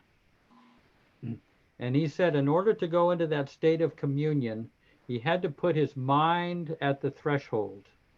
Mm. And he would go into this inner place. And if there were no forms, he would be in the infinite ocean of divine love. And if any kind of form came up before his consciousness, it was always Baba's form. So he was moving from the avatar, the form of the avatar, to the formless, God in form and the formless. So it was a beautiful place that he opened up in himself, or what Baba opened up in him. In other words, he was able to break free from the limited world and go into the unlimited realm within. He went to the edge of his sanskaras and jumped off into, Do you think that there's people, for example, just like us regular Baba lovers who are just living our daily lives, doing the regular, whatever we're doing? Do you think that in the sense that Baba gives us those glimpses and it doesn't have, and let's just put aside like whether we're talking about, I'm not talking about like the planes of reality, but like just straight from the source, Baba kind of gives us these glimpses directly that maybe somebody on the fifth, the sixth plane, whatever, might be living in consciously all the time. I mean, do you think that the regular old Joes like us? I think something better than that Baba gives, which is a glimpse of him, or an experience of him, which is even greater than all the spiritual experiences. And for a moment, you get to unplug from the whole world of illusion, and you move into the real for a little bit, and then you're thrown back into the unreal. And deal. But turning to Baba is actually greater than turning to all the spiritual experiences, because Baba is real, and the spiritual states are really, as I gathered from Erich, are really the higher side of the lower self. But the glimpses of Baba, the experiences of love, are basically outside of creation.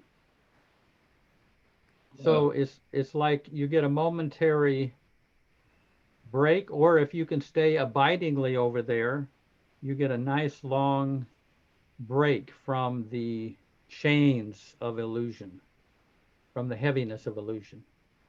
Right, because it's just literally Baba experiencing himself in that moment. It's just you're stepping into the impressionless realm.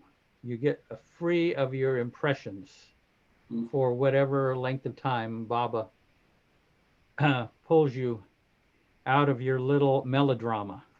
Do you think that's separate than the what do you call it, like the divine bliss that Isfandiar talks about, like that blissful kind of whatever he was sitting in all the time was like just that bliss. He's like, it's all bliss and it's all Baba.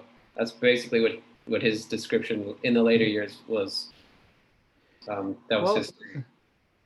I mean, Baba says we have fleeting experiences of union with him, but it's trying to make them more abiding so that but we are all having, whether we know it or not, we're having experiences of union with Baba. Doesn't necessarily have to mean bliss. Right. Probably if you were over there long enough, you would kind of start to get into bliss. But even just any of that, it's almost like just like you go to bed at night and you wake up refreshed. It's like in the course of your day, if you get some experience of Baba, you know, Terry talks about that over there. You get released. You get a good night's, you get a good day's sleep, so to speak. You get, Yeah. for a while, love is the doer, love eclipses you. And so you can rest a little bit because love is the doer and you don't have to be the doer. Right. Yeah, I don't experience much of that. I don't have many experiences of bliss. Yeah. I don't think I do. I feel very clear about that. I don't know my daily life. No, it doesn't have to be bliss. Yeah. It does. Baba feels different than bliss. I mean, I feel like in my lifetime, I've felt a sense of bliss in whichever way I got there. But Baba, to me, feels the Baba I know inside of me is even beyond that. It's just not even. Yeah, yeah. I find the same thing. When I feel Baba, it's just a very harmonized, warm place. It's not. It's down on earth. But I see Terry. Let's see what Terry had to say here, or Diane, either one. I think it's more like peace, like all the things that pull on you just stop pulling. Yeah. And for those moments, it's just so peaceful. It's almost, you know, like I remember you saying something like shoulder to shoulder, you know, and I wondered what it felt like to be embraced by Baba, you know, like I never had that experience. And I don't know, I feel almost like he's hugging me at that moment and letting me, I don't have to be responsible. Yeah. I can just be there. Yep. And it's amazing. It's fleeting. It doesn't last that long, mostly because you have all this stuff you got to do in your life and you get distracted and brought away. But once you've experienced it and you know that you experienced it and you yearn for it, I feel like it comes more often somehow. Yep, exactly. You feel that way? Exactly. Yeah. Yeah. And your soul wants to keep going back to that. Totally. And it'll try to extricate itself from the shoulds, and I have to do this, and I should do this. And if I'm a responsible person, I would do that. And a lot of those false kind of hooks, you start to get free up of that. And then you can that part you can be eclipsed. Mirror it almost. By that love. What about the sense though that I've also been touching in on, which is the sense, and it's kind of like what I talked to you about, Jeff, before. I was saying there's this ancient experience or feeling that comes along with being with Baba, in the sense for me, and I'm sure with others, but it's a sense of hopelessness. What? Hopelessness. Uh-huh. And it's not in the terms of like hopelessness, like depression. I'm not talking about depression. I'm talking about a deep, like, I have to work and go through so much suffering in order to see my beloved again, to really be with my beloved. I know in some part of me that I'm gonna have to go through a lot of stuff. Like the me that is Alan, and that will take another form again and again. There's gonna be a lot to happen, and crushing and destruction, and you could paint it whatever way you like. But I and when I'm with Baba, there's sometimes that sense where I'm like, can't I just be with you? Like, I just want to, like, all the time be with you. I don't want to get up and move and look around and then, you know, there's CNN or something, you know, like I want to be with you all the time, you know. And there's that's the hopelessness I'm talking about. Like, I feel that, I mean, maybe that's longing. I don't know. It's very painful. Yeah, if you look at the world or your life minus Baba, it can look kind of hopeless. Mm-hmm. Yeah. But if Baba comes into the picture, you know, it's well worth living. You know, the beautiful thing is that Baba said to get detached from the world, but he didn't say that you couldn't express love in the world. I mean, the world, it's all a dream, but the, like I say, if it was all a dream and we were just kind of detached, we would probably appear indifferent and cold, you know. Whereas we can love in the dream. Love doesn't get attached to anything.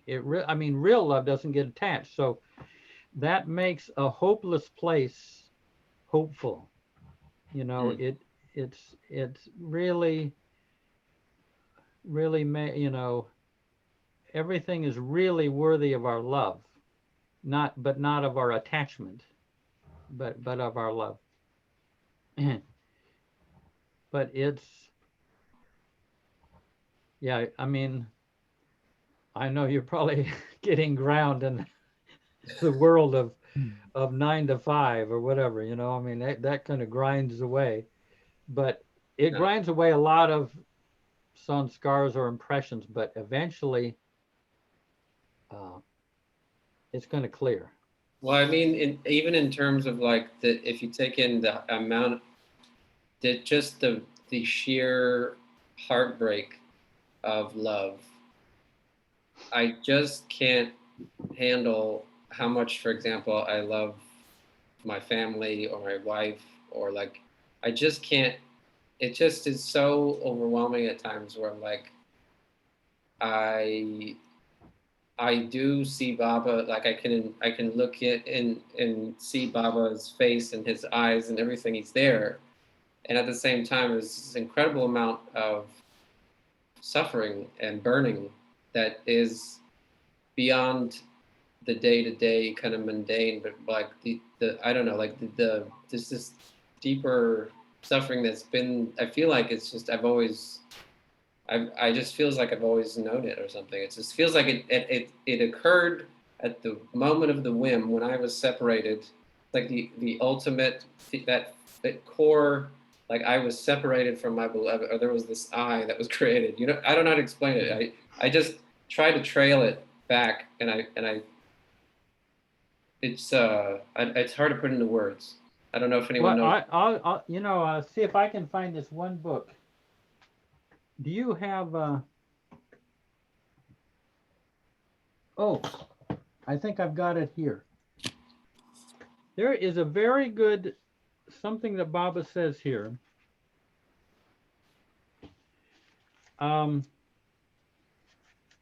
You're talking about love and love of someone and the people in your life. Love of woman and God, Baba says. A man loves a woman who is living in a distant place. His love causes him to be thinking of her all the time, and he cannot eat and he cannot sleep. His thoughts are only on his separation from her, and he continually longs for her. When this longing becomes too great, he either goes to her or he compels her to come to him. This is called ishke majasi, or physical love. To love God, one should think of God, long for God, and suffer the fire of separation until one's longing reaches its utmost limits. And God the Beloved comes to the lover, and his thirst is quenched in union with God. This love is called Ishka He Hakiki, something like that, and it's a gift from God. But now this is the sentence.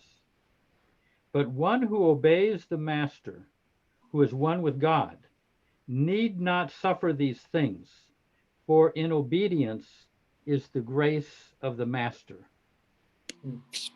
Okay, you in say other that. words, in serving Baba, you have him with you.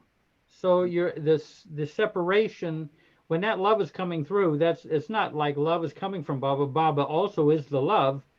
So you are not you're not experiencing any separation from Baba, or not that horrible separation that some lovers of God experience.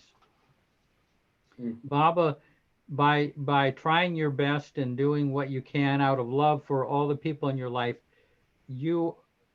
Baba is there in that, if you're aware of it, and so you're never far away from him to where you would feel desperate. You know, I mean, horribly desperate, I think. Yeah. Yeah. There's so you're saying that when you maybe it's like when you're graced with coming to that point, your remembering of him is coloring all of everything that's happening, even if you're suffering greatly. Yeah, it is like if you're trying to love in every moment and try to be wholehearted, you will never feel separate from Baba, because he's the one that gets that kind of stuff done through us. Right. He is the wholeheartedness. Oh, go ahead. Yeah, Terry. I think that you know, I've been pretty loving my whole life. It's kind of how I grew up, and it's who I am. But when I had my daughter, our daughter, I remember feeling something that I had never felt before. Yeah. It was so grand that I didn't even. It changed the way I loved everybody else. Beautiful. Yeah. And when I came to Baba, that again, my heart even opened more. And I can't even, I don't have words for it either, to be honest with you. Yeah. I don't, when people ask me about it, I half the time I don't even know what to say. I just know that I've been graced and blessed, and I don't always do it right, but when I can breathe him in and out, he's just there, and I just have so much. He's like my best friend, you know. Yeah. He's just available if you allow yourself to be in his company. But I think that maybe we're almost afraid. It's a lot. It's a lot to look at everything you do and think, is this the way Baba wants you to do it? It's a lot of work. Yeah. Yeah, there's no vacation from that determination. But yet it's a loving thing. I mean, it's not I have to do this, or I should do this, or get my willpower to get me to do it. Sometimes I'd have to wait around until love would make itself known. Once I hit love, then things are more, then it's an effortless effort. Yeah. But if I'm trying to do it with my willpower, it's exhausting. Because it's not us, it's him. Yeah. I mean, I can use my willpower in the cause of love coming through, but if I just use willpower without love, it's pretty exhausting. Yeah, I was actually this past few weeks been trying. There's been experimentation for actually a while with anxiety and with how I react or how I act out anxiety in my life. And I first tried willpowering, just being like, I'm going to war with this. And so I basically tried to resist whichever ways that I would, in the past, my whole life, like basically react. And what I found was that it was almost like these waves of anxiety would suddenly start to pulsate out of me, and I would have to and I was trying to focus on Baba, and I was feeling so much of his love in those moments, but the waves were crashing to the point where it just ripped me out of. I just was completely torn at one point, just out and back into the old reaction of it, but it expressed itself even more intensely. But I found that when I enacted this way that I usually am with that anxiety, the repercussions of the way my day felt, the way that people interacted with me, the scenarios that started happening were not as loving. It was like there was an active was an active reaction in the world around me, and it was coming into my sphere because I was still feeding that way of anxiety. It affected my life. So I was like, that understanding, all of a sudden something clicked, and I didn't have to struggle so much with it. And I was just like, well, I guess it just doesn't work, or something just kind of snapped. And I was like, Baba, how about this is just how I am? And then it kind of naturally is now starting to, I can see the thoughts before the actions start happening. So I don't have to do those actions anymore. And I don't feel like I'm repressing them. I don't feel like I'm at like this bottle cap where I'm like, stay on, like, please don't.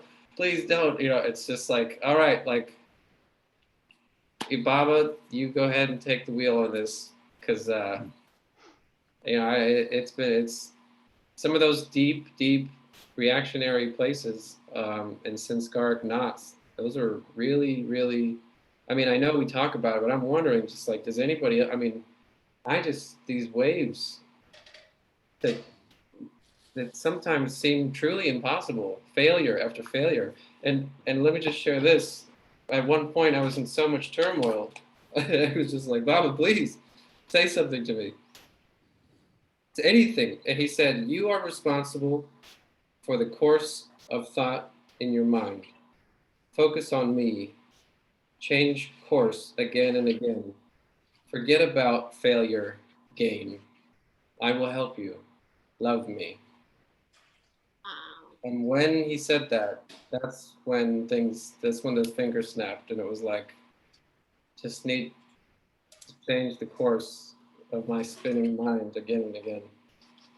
Yeah. Anyway, I just want to share that. It's been one hell of a week. Yeah.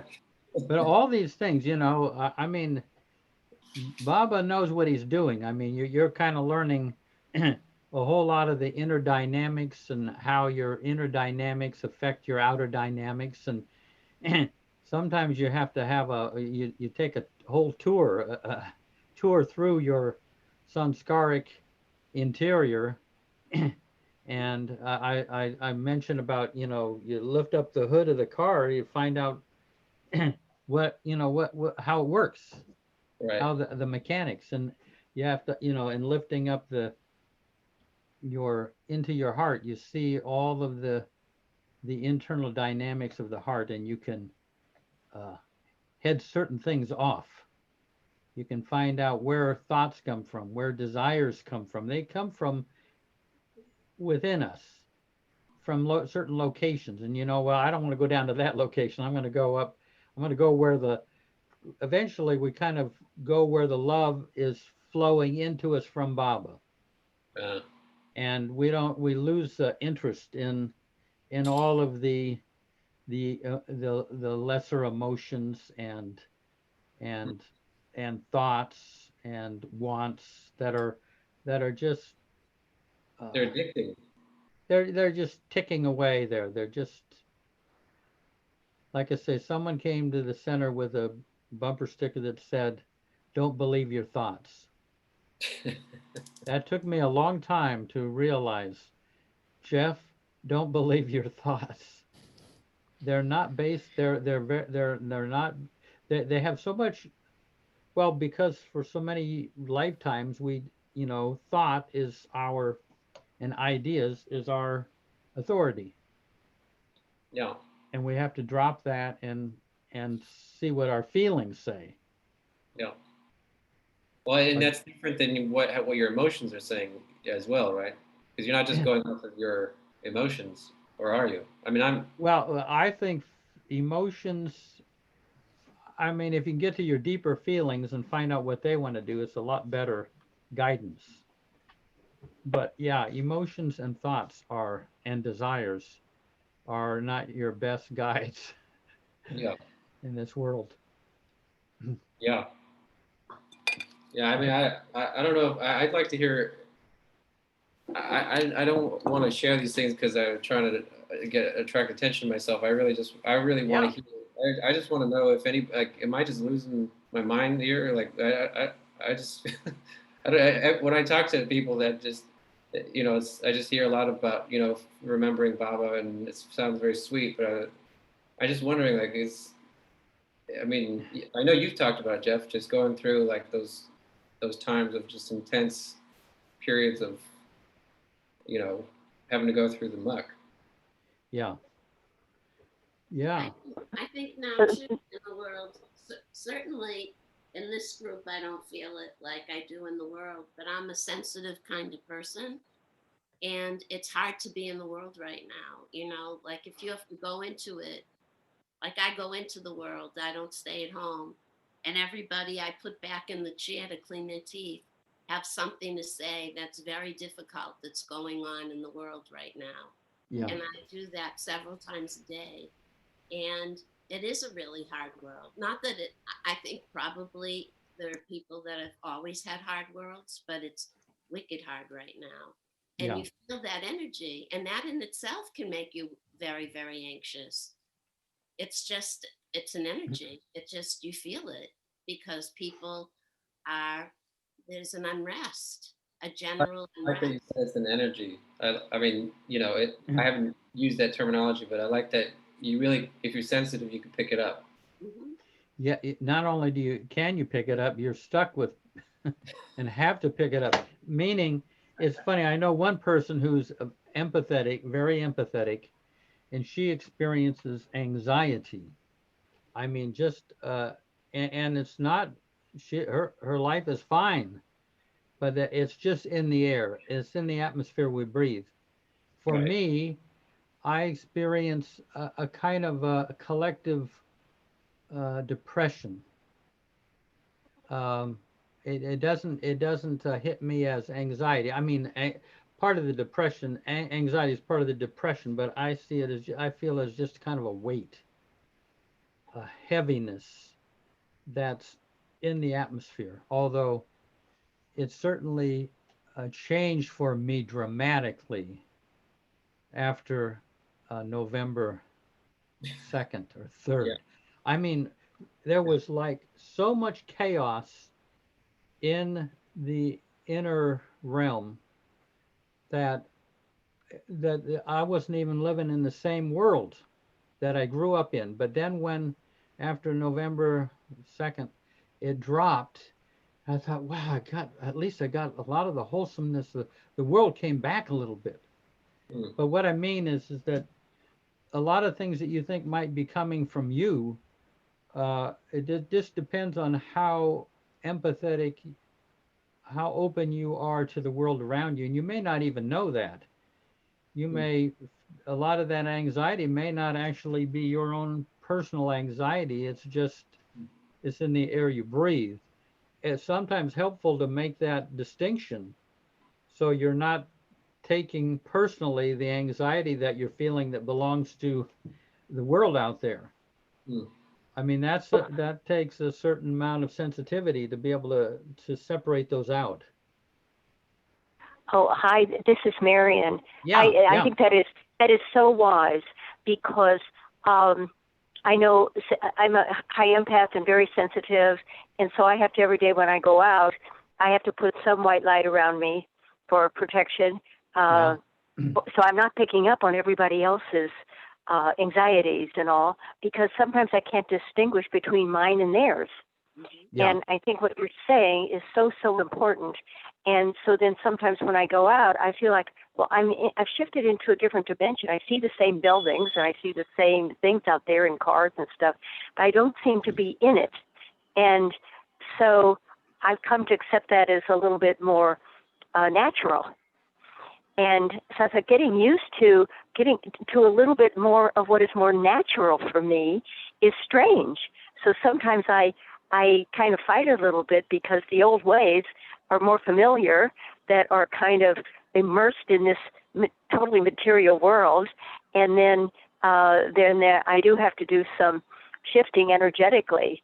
So that's why I do some, psychodrama, some things. I look at Baba's picture and I act things out and, give it to him and release those emotions and release what's in the energy field. Because then I seem to be more receptive to a flow, no matter what's going on. Yeah, beautiful. No, Yeah. Oh, go ahead, Dinku. I feel that, yeah, we're having to do this kind of thing. Go ahead, Dinku.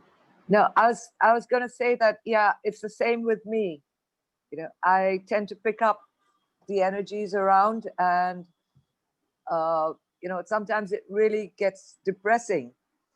But then, as Marian said, you know, I sort of cover myself with white light and you know, try and picture the energies leaving, and you know, accepting it that no, that's not me. It's not coming from me. It's coming from outside. Yeah, beautiful.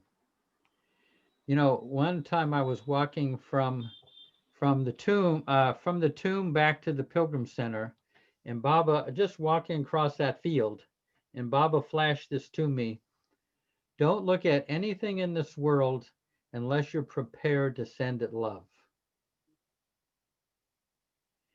Because I would see things, and I would see something in it, I'd feel critical about it. And Baba's basically saying, you're wasting time. Send love to it, you know. Don't just recoil at this world.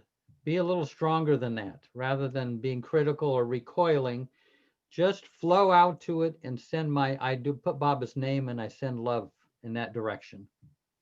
And that way you don't get all the stuff sticking to you. Because if you're critical of something, it actually winds up sticking to you. At least I find it. It just, so the more we can flow out to things, and rather than let them crash in on us, I think the better we, you know, yeah. Payam, did you have something to say there? Yeah, you know, I remembered something Don Stevens had shared. One was, and I think if I remember this correctly, Baba actually told them to do this, which was to give a report, a verbal report to Baba, even when he was not in Baba's presence, of his day and what happened.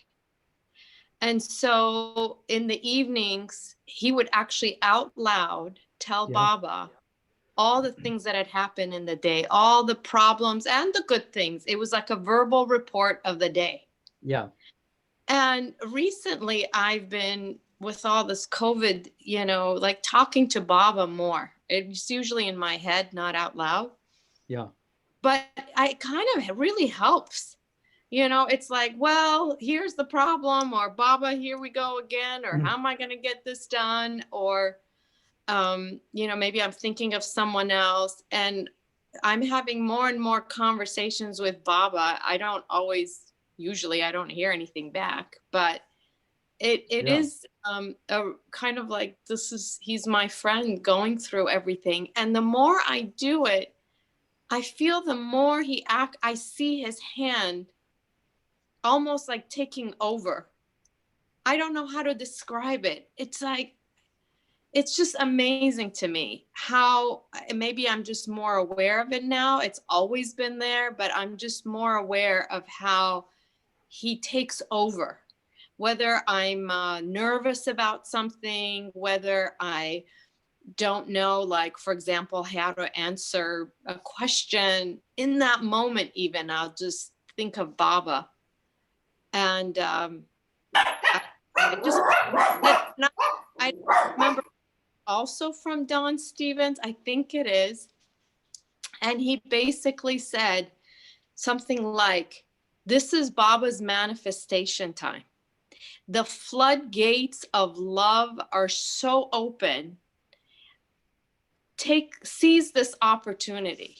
And for me, it's just remembering Baba, trying to give it to him, trying to please him and however I can. But when he said that, it was really like very powerful to hear. The floodgates of love are wide open right now.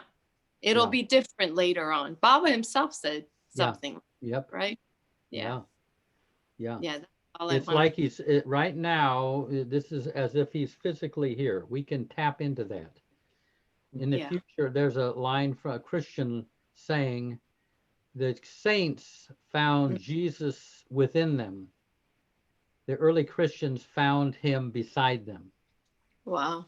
They had his companionship. Mm-hmm. This is a time of companionship. Yes. You know, but I mean, I think Bob would be absolutely delighted that you go over your the details of your day with him. I mean, that's, you know, otherwise we're just in our head, and every once in a while we kind of wave to a photograph of Bob and go on. You stop and you tell him. Yes, this is Marion. That makes me smile because I always think of what Bob has said. You know, greater than love is what is it? Obedience. Greater than love is obedience. Greater than obedience is surrender. I usually remember this. Surrender. Is it the three things? Yeah. So anyway, you know, and I think, you know, because Bob is not here in a body to tell me, order me around and tell me what to do. I have to use my intuition. So some days when I'm just I know I'm just being too busy and I'm not allowing enough goodness to come to me. I'm just real busy.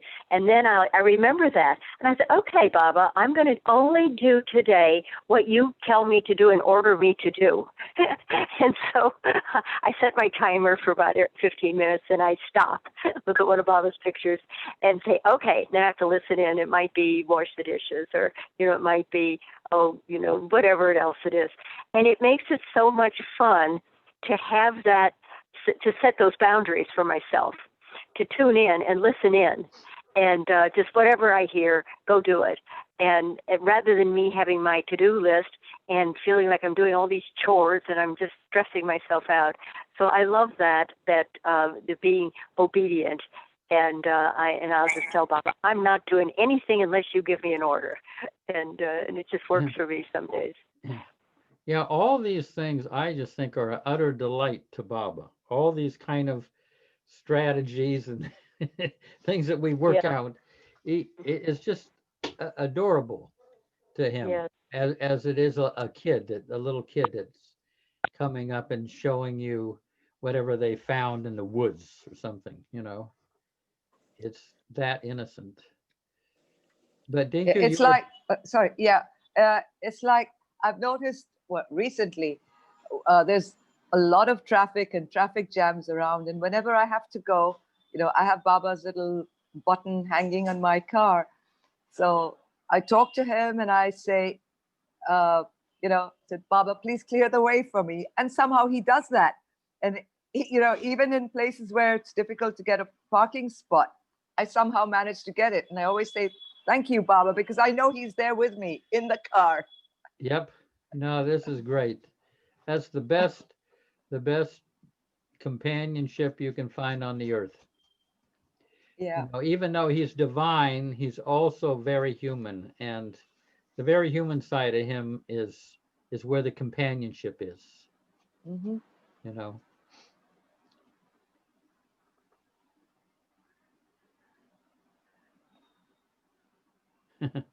And he's funny.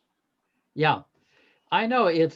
I mean, Baba is, you know, he has a certain signature of kind of humorous things that happen, and it just, you know, that his fingerprints are all over that what happened. Yeah.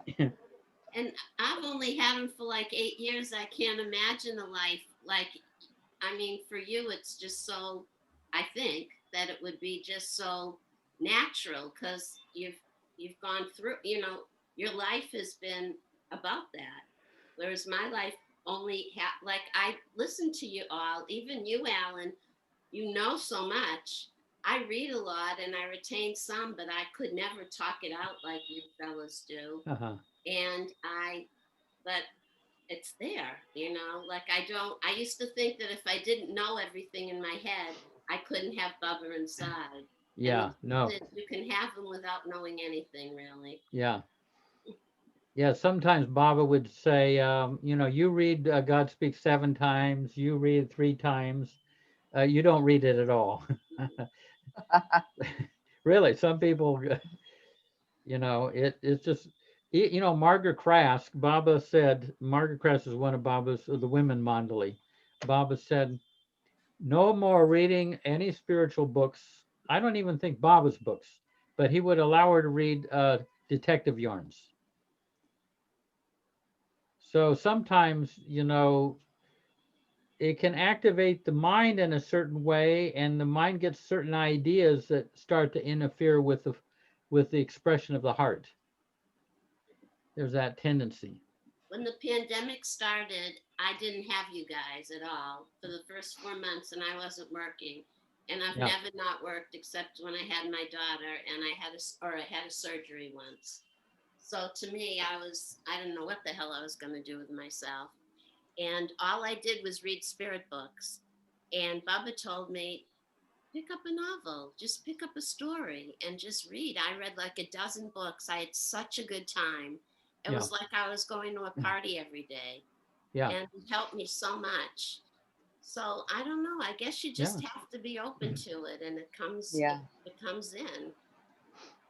Yeah, sometimes, just fiction books can take you out of your mental landscape into a refreshing landscape, inner landscape. And I mean, Baba read a lot of the, Rex Stout and Agatha Christie and everything. It's kind of neat. It is. God himself, I mean. Mm-hmm. Jeff, what year did you go to Baba? Say that again? What year did you come to Baba? 68. January of 68. And you went to India when? 71. 71. And then I went every year. After that, sometimes twice a year for long periods until this past year. It's the first time I missed because of the pandemic of going to India.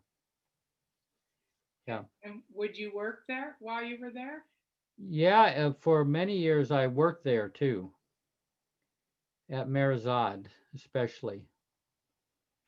Was that challenging to actually work there, like in terms of the inner dynamics with the people you had to work with?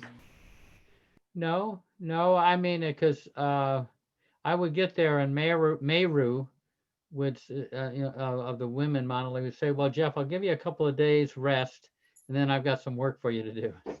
But it allowed me to be around Mara a lot, and Meru and the women monolith. It was very, and because I worked at the center, I knew not to be demanding. They needed kind of a rest. When you say demanding, you mean not ask them a bunch of questions about Baba? Yeah, not demanding of their attention. I knew. Yeah. I knew from my own experience. Have a break. Meru. I don't know much about her. Meru? Meru. Yeah. Yeah, she was great. Wonderful. Was she the last one to go? Yeah. Well, the last of the women mandali, yeah. Of the women mandali. And the last one to actually go over the mandali was Merwan Jesawala. Oh. Erich's brother. How old was he? In his 80s. Oh. I can't remember where, but. Wow. So there's really, I mean, there's got to be still people who like lived with Baba or something, or somebody whose family members were just hanging around Baba. Are there still people alive that? Have you ever met Nashwan? No. Oh my, you would love Nashwan. Nashwan Nalavala? Yeah. Yeah. No, I have.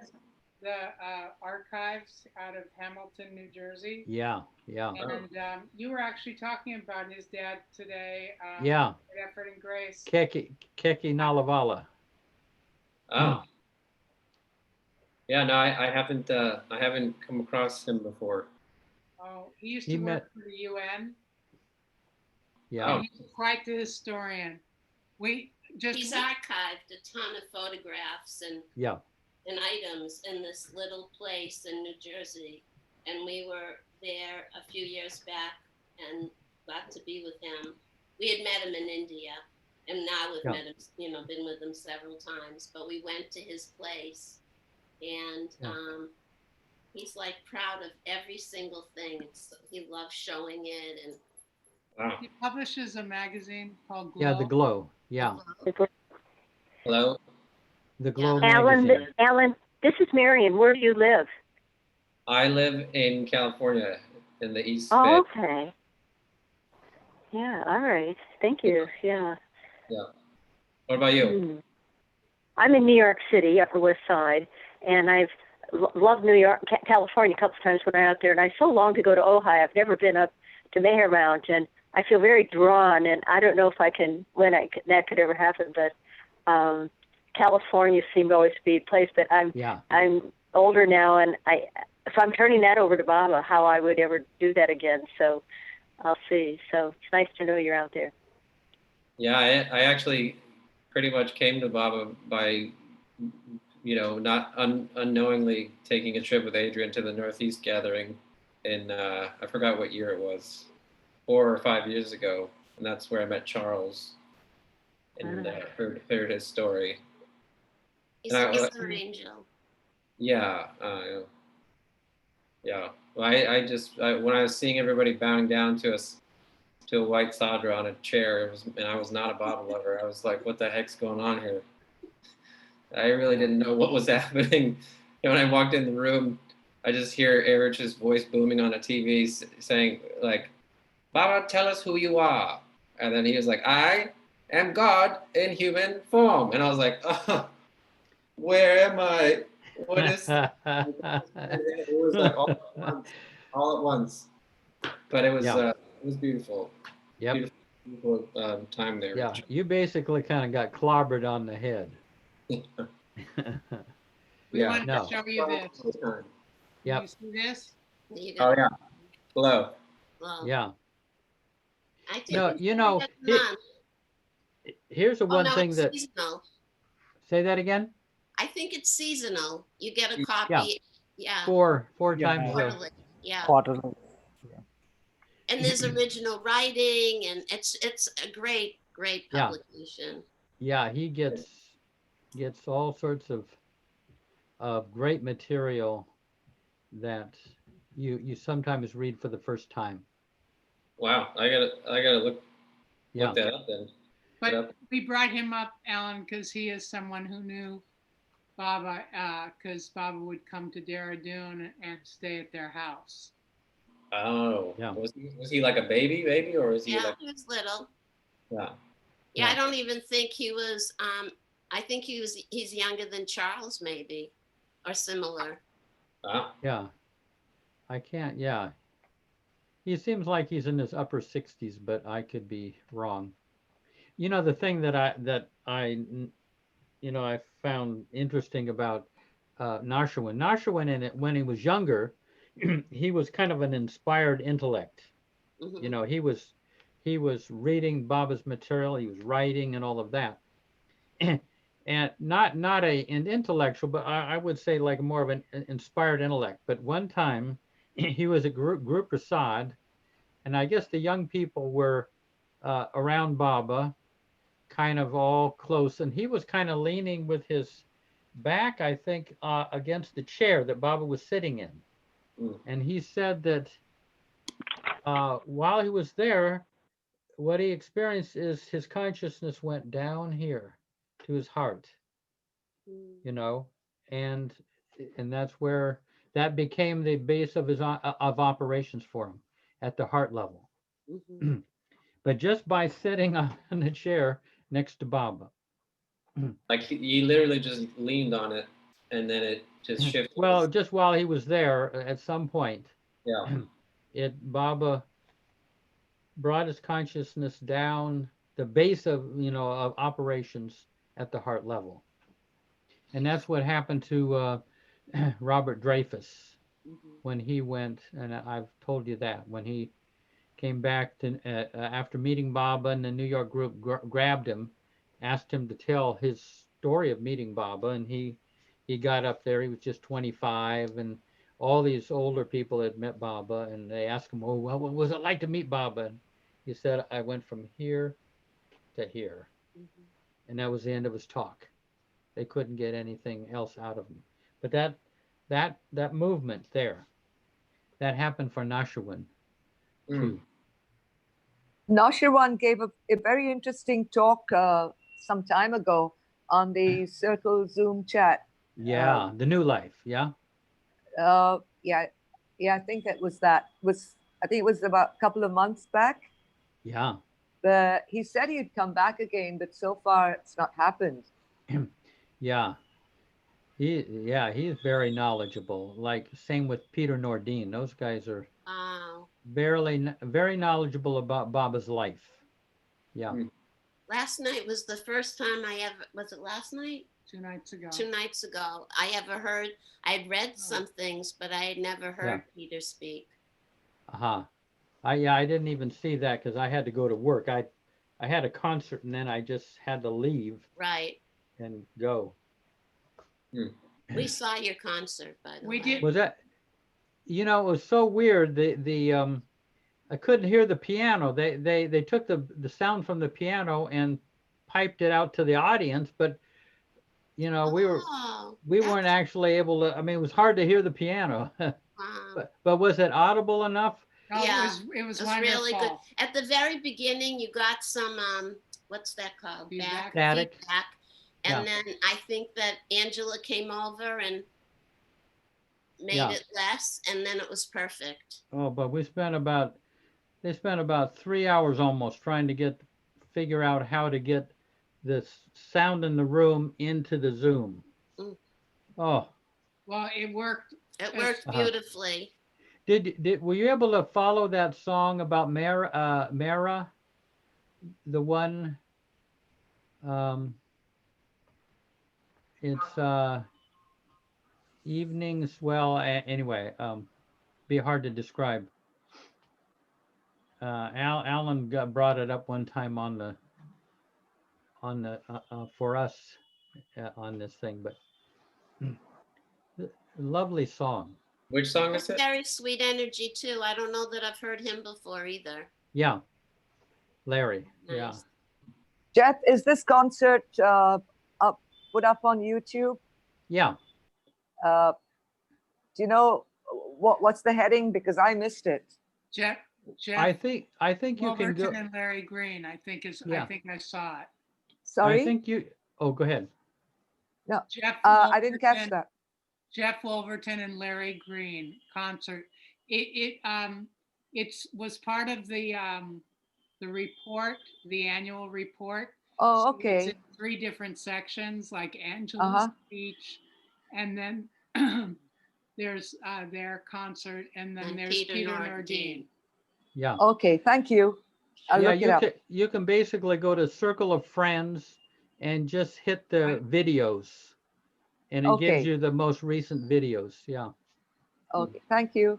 Jeff, have you ever hung with Peter Nordine and talked? Like we talked about that we'd love to be in a room and a fly on the room while you guys talk. Yeah, I mean, I've spent a lot of time with Peter, but that was when we were just hanging out listening to the Mandali. Mm-hmm. We didn't have to repeat anything. Mm-hmm. Well, you are both very articulate and have a lot of information inside yourselves, which is very You have a wonderful. Really good brain. Yeah. Really good brain. Yeah, well, I heard a lot of it firsthand. That's I didn't read a whole lot of this stuff. I mean, I did read a lot in the early days, but of late, I haven't so much. Yeah. Jeff, you really must write and publish your memoirs and all these incredible stories you give.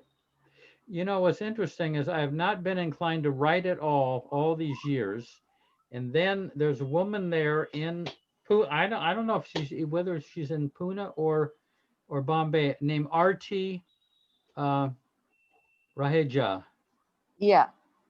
Arti. I've seen her.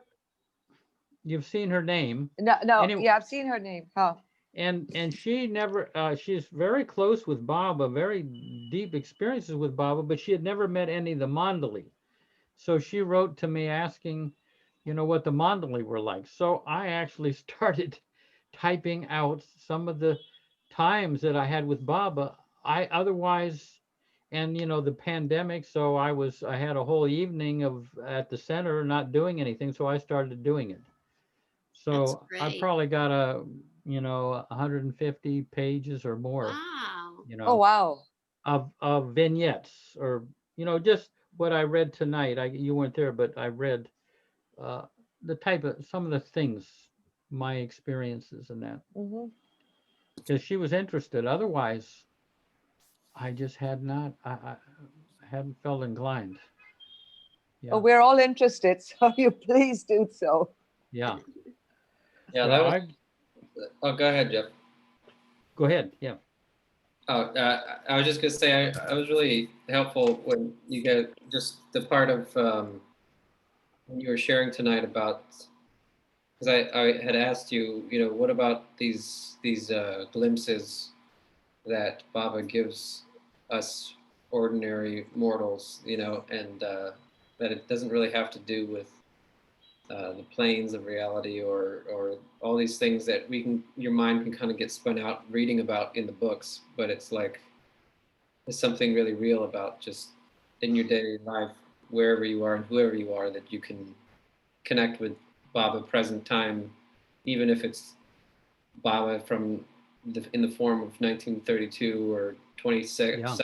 or whatever year you want to imagine him. He's, you know, or just connect with him. There's that stream that that all of us can access and live our lives with, and it's not something like I just spent so much of my life where I was just searching for the extraordinary, you know, the extraordinary, the experiential things that I thought were spiritual, and you know, it was just to not to know that that's not the that wasn't actually the goal, was very Baba just kind of flipping the whole script and being like, actually, is this that grounded, you said grounded level warmth of deep connection, of almost looking at someone that you've always loved and can just it's like being in their presence all the just, I don't know, like if you have a loving grandparent or whatever you want to imagine, it's just Yeah. like beyond that though. It's just looking at Yeah. yourself. It's If you focus on Baba's personality and his life, you're actually focusing on the real. yeah. It's any shape or form. One time, then I think a better close. Yeah.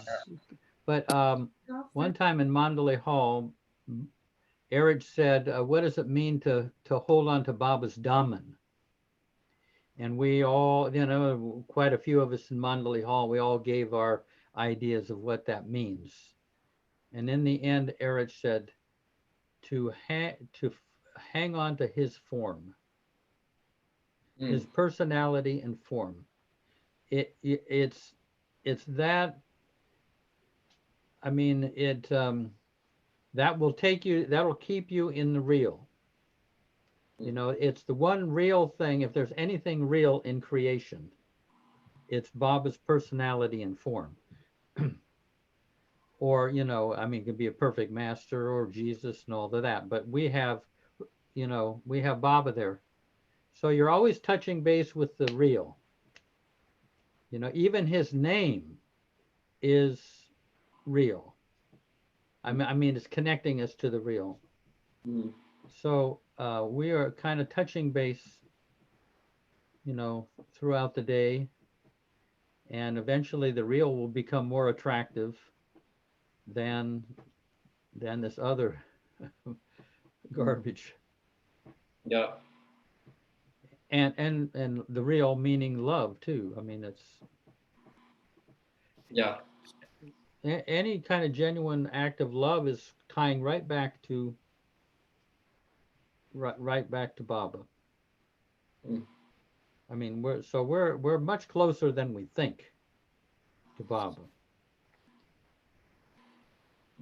Well, anyway, let's see. I guess maybe we it's way past my bedtime. I got a poem to end on. Yeah. Okay, good. It's something I wrote for Adrian, and I wrote it while listening to the song Claire de Lune. Mm-hmm. So I'll go ahead and share here. From the hisses of distant clashing galaxies, infinite forms and suffering, I looked. In windows of time never closed, with heartache untold, I looked. Throughout the corners of this world and the last, memories dark and vast, I looked for you. And here you are, as if I had only taken a single step away. So now, precious as the moment slips, dance with me, darling, won't you? I promise not to let go, my everlasting and true love. Beautiful. Yeah. Yep. Yep. Yeah. Thank you, Alan. Thank you. Yeah, That's boy. Beautiful. Very touching and very beautiful. And I thank all of you because my loneliness lifted and could feel the connection. I'm taking in the blessings. Thank you very much, everyone. sure. Okay, Happy thank you, dreams. Marion. And see you, Sham. Thank you for singing earlier. Nice to see you. And VJ always. Love to Anita. And Jaisima and Shalaja, love to her. Merit Chand, he was kind Jai of Mer quiet. Baba. He's there. Yeah, of course. Yep. Yep. And Prakash was around. Payam, much love to you and your Yes, mom and to all. sister. Jai Baba. Yeah, Diane and Amen. Terry. See you Wonderful, guys. wonderful.